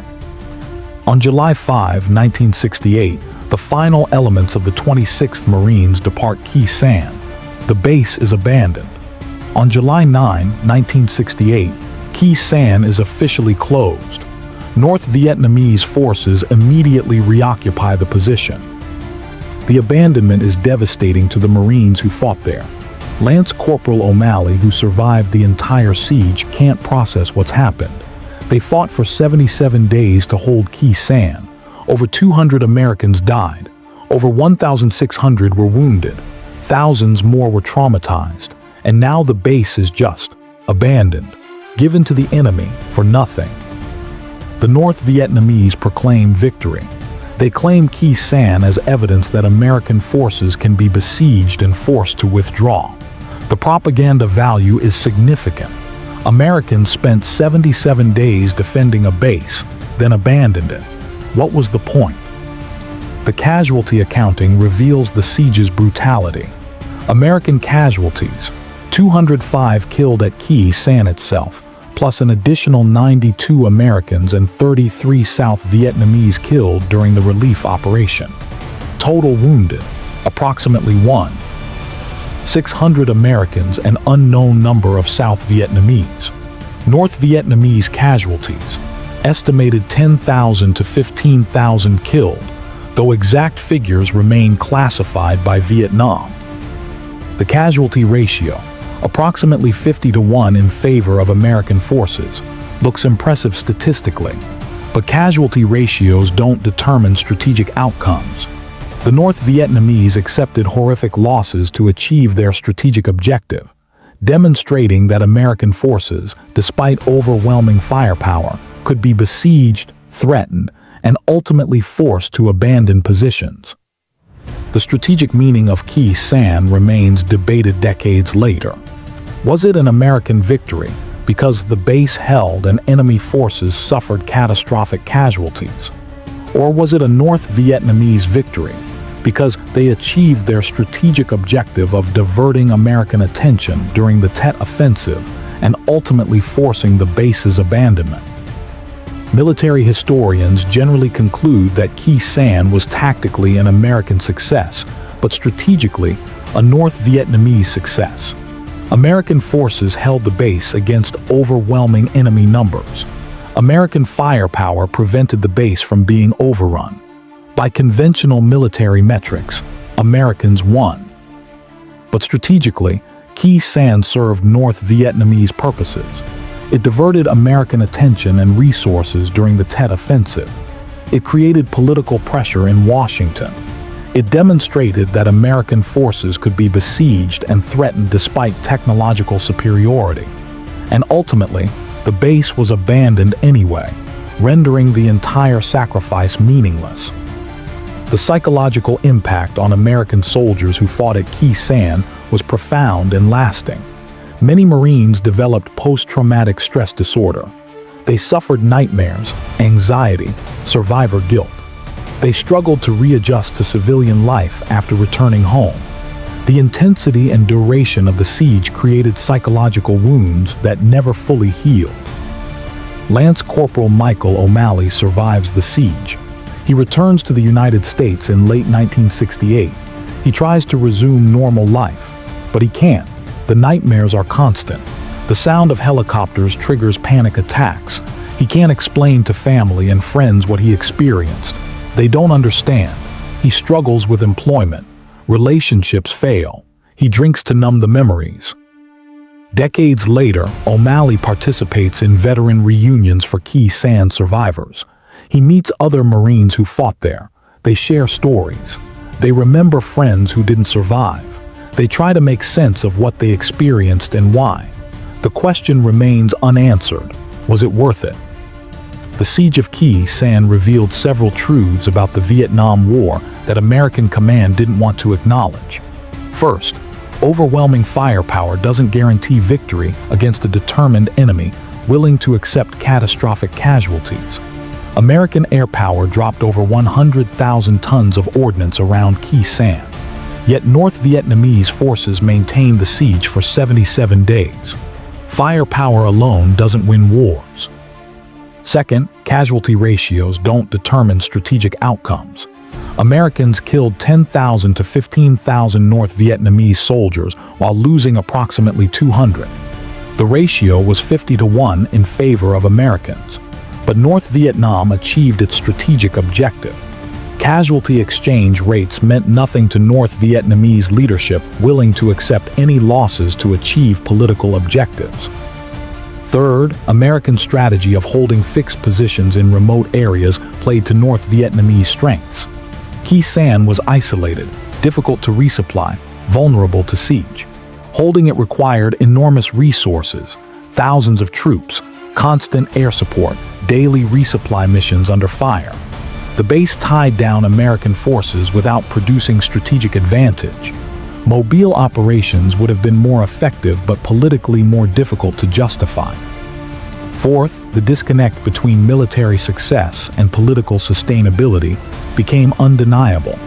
American forces won at Khe Sanh militarily, but the political cost, American public reaction to the siege combined with the Tet Offensive, made continued American involvement politically unsustainable. Military victories didn't translate into political support for continuing the war. For audiences who lived through 1968 and remember Khe Sanh in contemporary news coverage, the siege represents the moment when American confidence in military victory began to collapse. The war that was supposed to be won through American firepower and technology remained unresolved despite massive application of both. American soldiers remained besieged and threatened despite overwhelming advantages. The gap between official claims of progress and battlefield reality became undeniable. President Johnson, obsessed with Khe Sanh and fearing catastrophic defeat, realized during the siege that the war couldn't be won militarily. The combination of Khe Sanh and the Tet Offensive destroyed his presidency. On March 31, 1968, Johnson announced he wouldn't seek re-election, effectively ending his political career. The war had consumed him. General Westmoreland, who designed the strategy of defending Khe Sanh, was relieved of command shortly after the siege ended. Westmoreland returned to the United States and became Army Chief of Staff, but his reputation was permanently damaged. His claims that Khe Sanh was a great American victory rang hollow when the base was abandoned months later. Westmoreland spent the rest of his life defending his Vietnam War strategy against critics who argued it was fundamentally flawed. The Siege of Khe Sanh stands as one of the most dramatic and intense military engagements of the Vietnam War.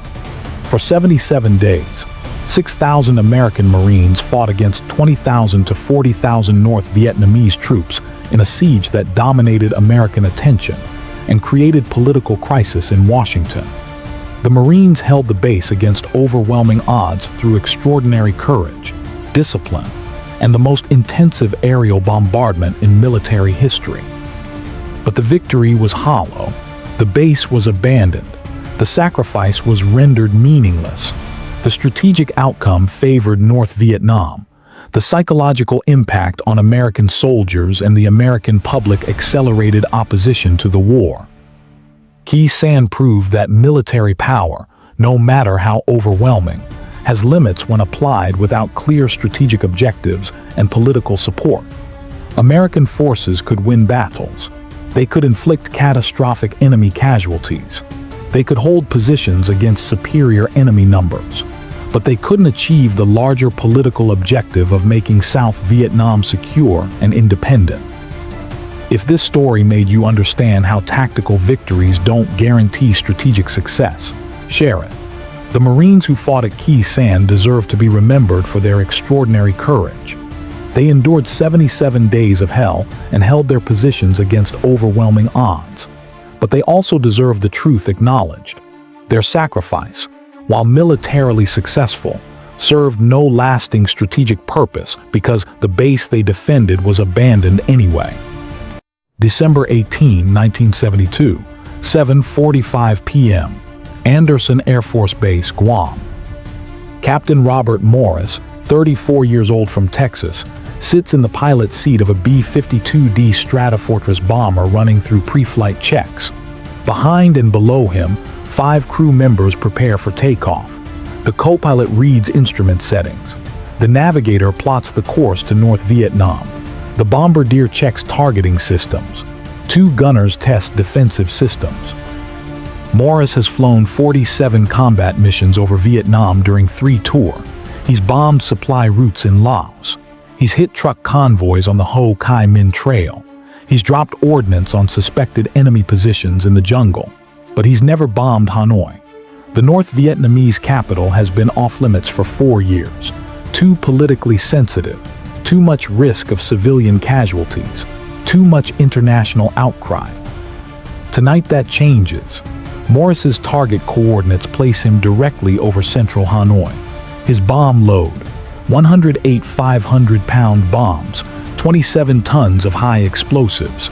His mission, destroy military command and control centers in the heart of North Vietnam's capital.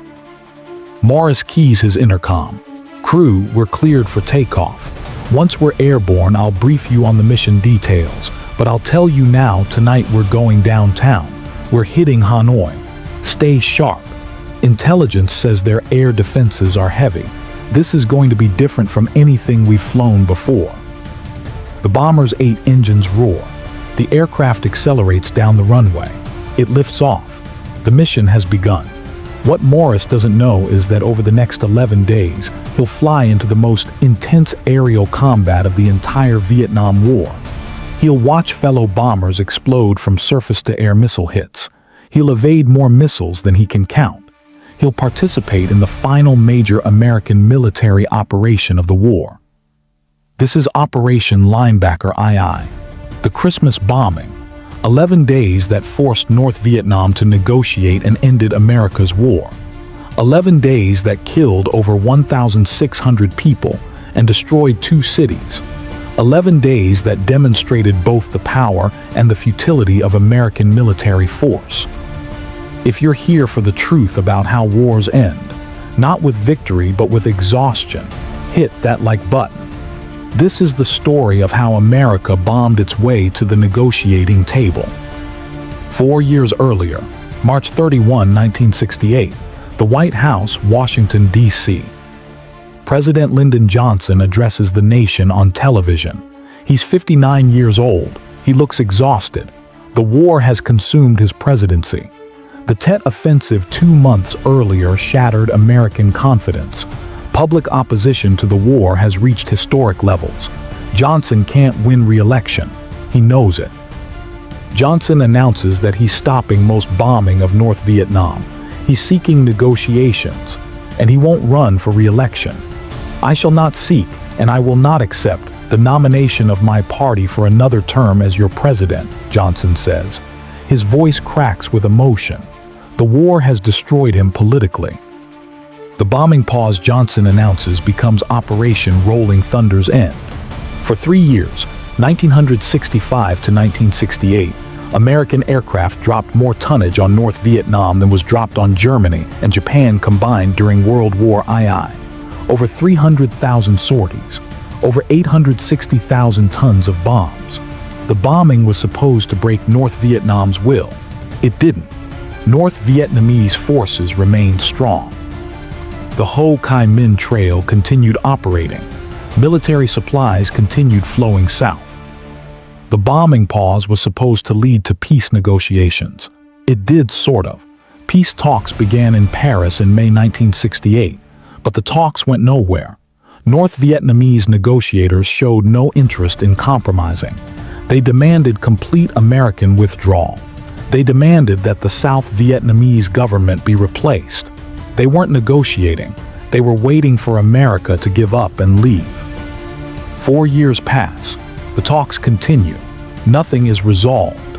American forces withdraw under President Richard Nixon's Vietnamization policy.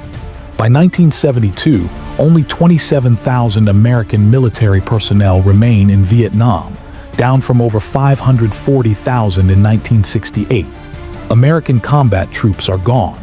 Only advisors and support personnel remain. But North Vietnam won't finalize a peace agreement. They keep stalling. They keep making new demands. They sense American weakness. They believe if they wait long enough, America will withdraw completely and they can conquer South Vietnam without restrictions. Nixon, re-elected in November 1972 by a landslide, decides to force North Vietnam's hand. One more bombing campaign, massive, devastating, targeted at Hanoi and Haiphong themselves, the cities that had been off limits for 4 years. The bombing will send an unmistakable message. Sign a peace agreement or watch your country burn. Operation Linebacker II is authorized.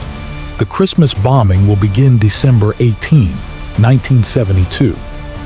December 15, 1972, Paris peace talks. Henry Kissinger, 49 years old, Nixon's national security advisor, sits across the table from Le Duc Tho, 62 years old, North Vietnam's chief negotiator. They've been meeting secretly for months. They're close to an agreement. The framework is there. Prisoner exchanges, ceasefire in place, American withdrawal, political settlement to be determined later. But Le Duc Tho keeps raising new objections, new demands. The talks that seemed close to conclusion 3 weeks ago are stalling again. Kissinger is frustrated. Nixon is furious. The president believes North Vietnam is playing games. They're dragging out negotiations, hoping American public opinion will force Nixon to accept worse terms. Nixon sends Kissinger a message. Tell Le Duc Tho that if an agreement isn't signed by December 17, the bombing resumes. And this time, it won't be supply routes in the jungle. It will be Hanoi itself. Everything. No restrictions. Total war. Kissinger delivers the ultimatum. Le Duc Tho smiles. He doesn't believe Nixon will bomb Hanoi. The international outcry would be too great. The political cost too high. Le Duc Tho calls what he thinks is a bluff. He leaves Paris without agreeing to anything. The deadline passes. Nixon gives the order. Operation Linebacker II will begin December 18. Hanoi and Haiphong will be bombed until North Vietnam agrees to sign the peace accords. No restrictions, no limitations, full-scale aerial warfare. December 18, 1972, 8:15 p.m. Hanoi time. The bombing begins. Captain Morris's B-52 crosses into North Vietnamese airspace at 30,000 feet. Around him, dozens of other B-52s fly in formation. The bomber stream extends for miles. This is the largest B-52 strike of the entire war. Over 120 B-52 bombers are hitting targets across North Vietnam tonight. Approximately 90 are targeting Hanoi itself. North Vietnamese radar detects the approaching bombers. Air raid sirens wail across Hanoi. Civilians rush to bomb shelters. Anti-aircraft crews man their stations. Surface-to-air missile sites receive targeting data. The city prepares for what's coming. Morris watches his instruments. 15 minutes to target. The intercom crackles with updates. Multiple radar emissions. SAM sites are active. Expect missile launches. Morris's hands tighten on the controls. He's flown through missile attacks before, but never this close to Hanoi, never against this many air defense systems. Then he sees them, contrails, surface-to-air missiles launching from sites around Hanoi, dozens of them. The sky fills with white trails arcing upward toward the bomber formation. The missiles accelerate, Mach 3, they're coming. Missiles tracking, the electronic warfare officer calls. Chaff deployed, countermeasures active. The B-52 releases clouds of aluminum strips designed to confuse enemy radar.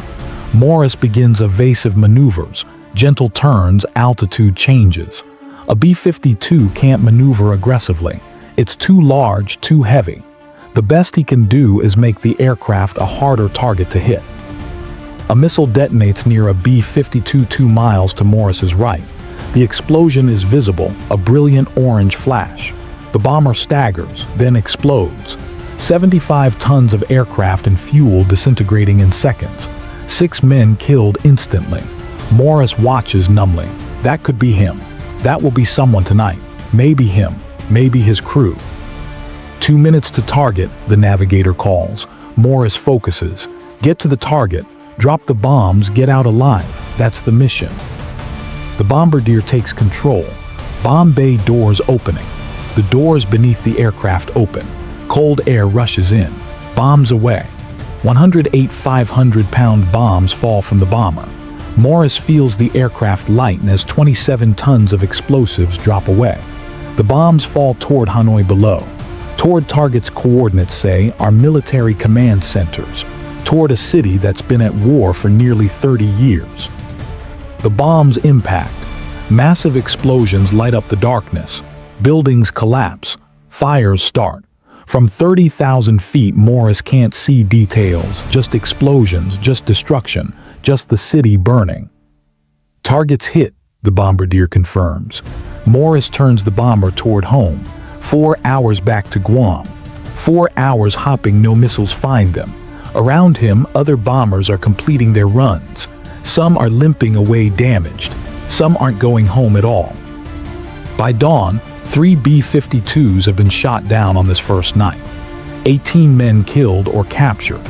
North Vietnamese air defenses, upgraded with Soviet assistance during the 4-year bombing pause, are far more effective than American planners expected.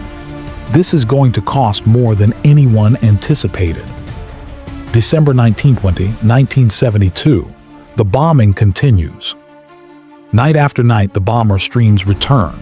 Over 120 B-52 missions each night.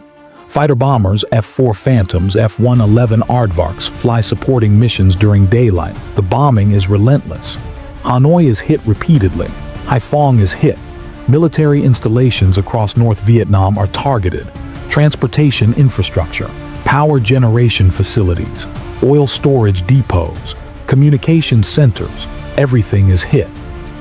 The destruction is enormous. Entire neighborhoods in Hanoi are destroyed. The Cam Thien residential area takes direct hits. Apartment buildings collapse. Over 200 civilians are killed in a single night. Hospitals are damaged. Schools are destroyed. The bombing that's supposed to be targeting military installations is killing civilians. North Vietnamese propaganda broadcasts the civilian casualties to the world. International outrage builds. Sweden condemns the bombing. France calls it barbaric. Even American allies express concern. The Pope appeals for a Christmas bombing pause. Protests erupt in American cities. The bombing is called criminal, excessive, inhumane. But Nixon doesn't stop. The bombing continues. Nixon believes that only overwhelming force will bring North Vietnam to negotiations. The international outcry is regrettable but irrelevant. North Vietnam must be forced to sign the peace accords. The bombing will continue until they do. December 20, 1972. Linebacker II's highest loss rate. Captain Stephen Brown, 29 years old from California, pilots a B-52 over Hanoi on the third night of the campaign. His route takes him directly over the most heavily defended areas. Intelligence estimates over 200 surface-to-air missile sites are operational around Hanoi. Brown has to fly through all of them. The missile launches begin 10 minutes before the target. Brown sees them, dozens of contrails. The missiles are coming from multiple directions. The electronic warfare officer deploys countermeasures. Brown maneuvers as much as a B-52 can maneuver, but there are too many missiles. One of them is going to hit. The proximity detonation occurs 50 feet from the aircraft's tail. The explosion shreds the tail section. The bomber shudders. Hydraulic systems fail. Flight controls become sluggish. The aircraft is dying in the air. Brown fights the controls. We're hit, tail section damaged, hydraulics failing, prepare to bail out. The crew scrambles to emergency stations. The gunner in the tail position is already dead from the blast. The 5 remaining crew members prepare to eject. Bail out, Brown screams. The crew ejects. Ejection seats fire, parachutes deploy. Brown ejects last. His seat fires. He's thrown into the night air at 30,000 feet. The parachute opens. He's falling toward Hanoi, toward enemy territory, toward capture. Brown lands in a rice paddy outside Hanoi. North Vietnamese militia find him within minutes. He's beaten, stripped, bound. He's thrown into a truck and driven to Hoa Lo prison, the Hanoi Hilton. He'll spend the next 2 months as a prisoner of war before being released under the peace accords. But tonight, falling from a burning bomber, he doesn't know if he'll survive. On December 20 alone, 6 B-52s are shot down. 33 crew members are killed or captured. It's the highest single-day loss rate of the entire campaign. American commanders realize the tactics need adjustment. Flying the same routes each night is getting bombers killed. North Vietnamese air defenses are predicting routes and concentrating missiles. December 21-23, 1972. Tactical adjustments. American planners modify tactics. Bombers will vary routes. Attack times will be randomized. Electronic countermeasures will be enhanced. Fighter bombers will suppress enemy air defenses before B-52 strikes. The modifications reduce losses but don't eliminate them. The bombing during this period becomes even more intense. Over 120 B-52 sorties each night plus hundreds of fighter bomber missions during the day. The tonnage of bombs dropped exceeds anything North Vietnam experienced during Rolling Thunder. Entire neighborhoods in Hanoi are destroyed. The Bach Mai Hospital complex is heavily damaged. North Vietnamese claim it was deliberately targeted. Americans claim it was collateral damage from nearby military installations. Civilian casualties mount. North Vietnamese claim over 1,600 civilians killed during Linebacker II. American command disputes the numbers, but acknowledges significant civilian deaths occurred. The line between military and civilian targets blurs when you're dropping 15,000 tons of bombs on cities in 11 days. December 24, 1972, Christmas Eve, the pause question. International pressure for a Christmas bombing pause is intense. Religious leaders appeal to Nixon. American citizens protest. Even some administration officials argue for a 24-hour pause to show humanitarian concern. Nixon considers the pressure. National Security Advisor Kissinger argues for a pause. Secretary of State William Rogers supports a pause. Secretary of Defense Melvin Laird suggests it would demonstrate American goodwill. But Nixon refuses. He believes pausing would signal weakness. It would allow North Vietnamese air defenses to resupply and repair. It would undermine the psychological impact of continuous bombing. The bombing will not stop for Christmas. American aircraft will bomb Hanoi on Christmas Eve and Christmas Day. The decision creates enormous controversy. Churches denounce Nixon. Protests escalate. The bombing during Christianity's holiest holiday becomes symbolic of American moral bankruptcy in Vietnam. Images of Vietnamese children crying in bomb shelters on Christmas are broadcast globally. The Christmas bombing becomes one of the most controversial aspects of the entire war. But from Nixon's military perspective, the decision proves correct. The continuous bombing prevents North Vietnamese air defenses from recovering. Missile inventories are depleted. Gun crews are exhausted. North Vietnamese defense effectiveness begins declining after Christmas. The relentless pressure is working militarily even as it fails politically. December 26, 1972, the breakthrough signal. Through diplomatic back channels, North Vietnamese leadership signals willingness to resume serious negotiations. The message is cautious and conditional, but it represents the first genuine indication that North Vietnam will compromise since talks broke down in mid-December. Kissinger receives the signal. He immediately informs Nixon. The bombing campaign has achieved its objective. North Vietnam is ready to negotiate. The question becomes whether to continue bombing or pause to allow negotiations to proceed. Nixon orders the bombing to continue at reduced intensity. Some targets in Hanoi and Haiphong are removed from target lists, but bombing continues.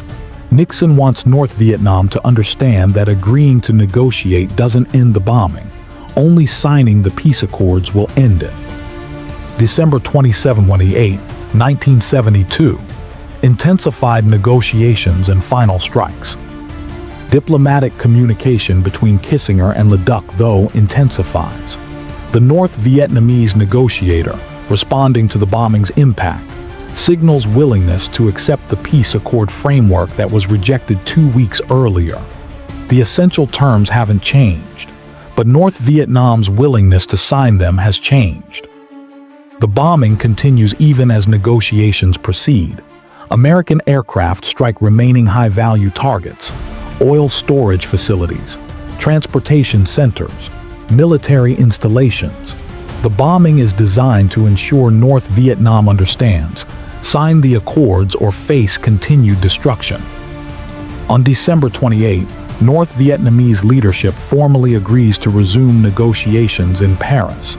They commit to finalizing the peace accords.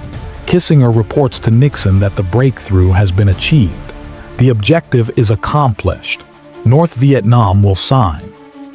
December 29, 1972, Operation Linebacker II ends. Nixon orders the bombing campaign terminated effective December 30. Operation Linebacker II officially ends after 11 days of the most intensive aerial bombardment in the history of warfare. The statistics are staggering. Approximately 729 B-52 sorties flown. Approximately 1,000 fighter bomber sorties flown. Approximately 15,000 tons of ordnance dropped. 15 B-52 bombers shot down. 11 additional B-52s severely damaged. 43 fighter bombers lost. Approximately 93 American airmen killed or missing. Approximately 31 American airmen captured. North Vietnamese losses. Estimated 1,618 military and civilian deaths. Significant portions of Hanoi and Haiphong destroyed. Military command and control systems damaged. Transportation infrastructure severely damaged. Power generation capability reduced by approximately 50%. Approximately 80% of North Vietnam's oil storage capacity destroyed. The casualty figures reveal several truths. North Vietnamese air defenses were far more effective than American planners expected. 15 B-52s shot down represents approximately 2% of sorties flown, a significant loss rate for the aircraft type.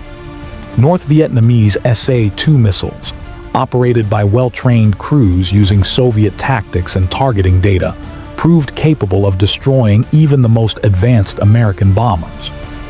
The civilian casualties, over 1,600 according to North Vietnamese sources, create international condemnation. The bombing is criticized as excessive, indiscriminate, and disproportionate. American claims that all targets were military are disputed by photographs showing destroyed residential neighborhoods, damaged hospitals, and civilian casualties. But militarily, Linebacker II achieved its objective. North Vietnam agreed to resume negotiations and sign the peace accords. January 8, 1973, negotiations resume in Paris. Kissinger and Le Duc though meet again in Paris. The atmosphere is different from previous meetings. The North Vietnamese negotiator is serious, focused, businesslike. The stalling tactics are gone. Le Duc though is ready to finalize an agreement. Over the next 2 weeks, remaining details are negotiated. Prisoner exchange procedures, ceasefire verification mechanisms, timeline for American withdrawal, political arrangements for South Vietnam. The negotiations proceed rapidly. North Vietnam has been convinced by Linebacker II that dragging out negotiations will only result in more bombing. January 23, 1973, the Paris Peace Accords are signed. In an elaborate ceremony in Paris, representatives of the United States, North Vietnam, South Vietnam, and the Provisional Revolutionary Government of South Vietnam signed the agreement on ending the war and restoring peace in Vietnam. The agreement includes provisions for immediate ceasefire, withdrawal of all American forces within 60 days, exchange of all prisoners of war, recognition of South Vietnam's sovereignty, political settlement to be determined through negotiations. The agreement represents neither American victory nor North Vietnamese surrender. It represents mutual exhaustion and compromise. The United States gets to withdraw with honor. North Vietnam gets American forces removed. South Vietnam gets temporary survival. Nobody gets what they really wanted. Nixon announces the agreement to the American people. He presents it as peace with honor, an honorable end to American involvement that preserves South Vietnamese independence. The reality is more complicated. North Vietnamese forces remain in South Vietnam. The ceasefire will break down within months. Fighting will resume. American withdrawal doesn't bring peace. It just removes Americans from the war. But for most Americans, the distinction doesn't matter. The war is over. American soldiers are coming home. Prisoners of war will be released. After over a decade of combat, American involvement in Vietnam is ending. The relief is overwhelming. The cost, 58,000 Americans dead, over 300,000 wounded, trillions of dollars spent, a society divided, will be calculated later. February-March 1973, American withdrawal. American forces complete withdrawal from Vietnam. The last combat troops leave.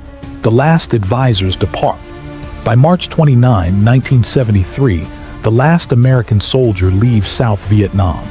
Prisoners of war, including Captain Stephen Brown, who was shot down during Linebacker II, are released from North Vietnamese prisons and return home. The war continues without American participation. North Vietnamese forces violate the ceasefire almost immediately. Fighting resumes. South Vietnamese forces, without American air support and ground reinforcements, begin losing territory. The Paris Peace Accords proved to be not a permanent peace settlement but a temporary pause allowing American withdrawal. April 30, 1975, Saigon falls. 2 years after the Paris Peace Accords, North Vietnamese forces capture Saigon. The South Vietnamese government collapses. The war ends with complete North Vietnamese victory. Everything the United States fought for, South Vietnamese independence, containment of communism in Southeast Asia, demonstration of American resolve, is lost. The connection between Linebacker II and the eventual American South Vietnamese defeat is complex. Linebacker II forced North Vietnam to sign the Paris Peace Accords, allowing American withdrawal. But the accords didn't create lasting peace or guarantee South Vietnamese survival. The bombing achieved its immediate objective, ending American combat involvement. But it didn't achieve the larger strategic objective of preserving South Vietnam. Captain Robert Morris, who flew the first mission of Linebacker II, survives the campaign. He completes his tour and returns to the United States in 1973. He retires from the Air Force in 1985 as a colonel. In later interviews, Morris defends Linebacker II as militarily necessary and effective. The bombing forced North Vietnam to negotiate. It ended American involvement. From that perspective, it succeeded. But Morris also acknowledges the operation's moral complexity. Over 1,600 civilians died. Cities were destroyed. The bombing during Christmas created international condemnation. The ends, forcing negotiations, came at significant moral and political costs. Morris doesn't regret following orders, but he questions whether the strategy that required such bombing was wise. The strategic assessment of Linebacker II remains debated decades later. Supporters argue it successfully forced North Vietnamese concessions and ended American involvement on acceptable terms. Critics argue it was excessive, killed civilians unnecessarily, damaged American international reputation, and ultimately failed to achieve lasting strategic success because South Vietnam fell anyway 2 years later. The bombing demonstrated American military capability, but also its limits. American air power could destroy North Vietnamese infrastructure. It could inflict casualties. It could force short-term political concessions. But it couldn't create lasting political settlements or guarantee Allied survival. Military power divorced from sustainable political objectives produces temporary results that collapse when the military pressure is removed. For senior audiences who lived through the Christmas bombing of 1972, Linebacker II represents the final act of American military involvement in Vietnam. The bombing symbolized both American power and American frustration, power to destroy but inability to create lasting victory. The war that consumed American resources and attention for over a decade ended not with triumph, but with withdrawal and eventual Allied defeat. The Christmas bombing forced North Vietnam to negotiate, but negotiations produced a peace agreement that collapsed within 2 years. The bombing ended American combat involvement, but it didn't preserve South Vietnamese independence. The military operation succeeded tactically while the larger strategic objective, creating a secure, independent South Vietnam, failed completely. Operation Linebacker II stands as the final major American military operation of the Vietnam War. 11 days of intensive bombing, 15,000 tons of ordnance, over 1,600 people killed, and at the end, a peace agreement that brought American withdrawal but not lasting peace. The war taught lessons about the relationship between military power and political objectives, about the limits of air power, about the cost of military strategies disconnected from sustainable political settlements, about the difference between winning battles and winning wars. If this story made you understand how wars end, not with victory parades but with compromise and withdrawal, share it. The airmen who flew Linebacker II missions deserve to be remembered for their courage flying into intense enemy fire. But the civilians killed in Hanoi deserve to be remembered too. And the strategic truth deserves acknowledgement. American military power, despite its overwhelming capability, couldn't achieve political objectives that required more than bombs to accomplish. Which Vietnam War topic should we cover next? Drop your answer and where you're watching from in the comments. This history matters. Understanding how military power relates to political success matters. Truth about wars' endings matters more than myths about glory.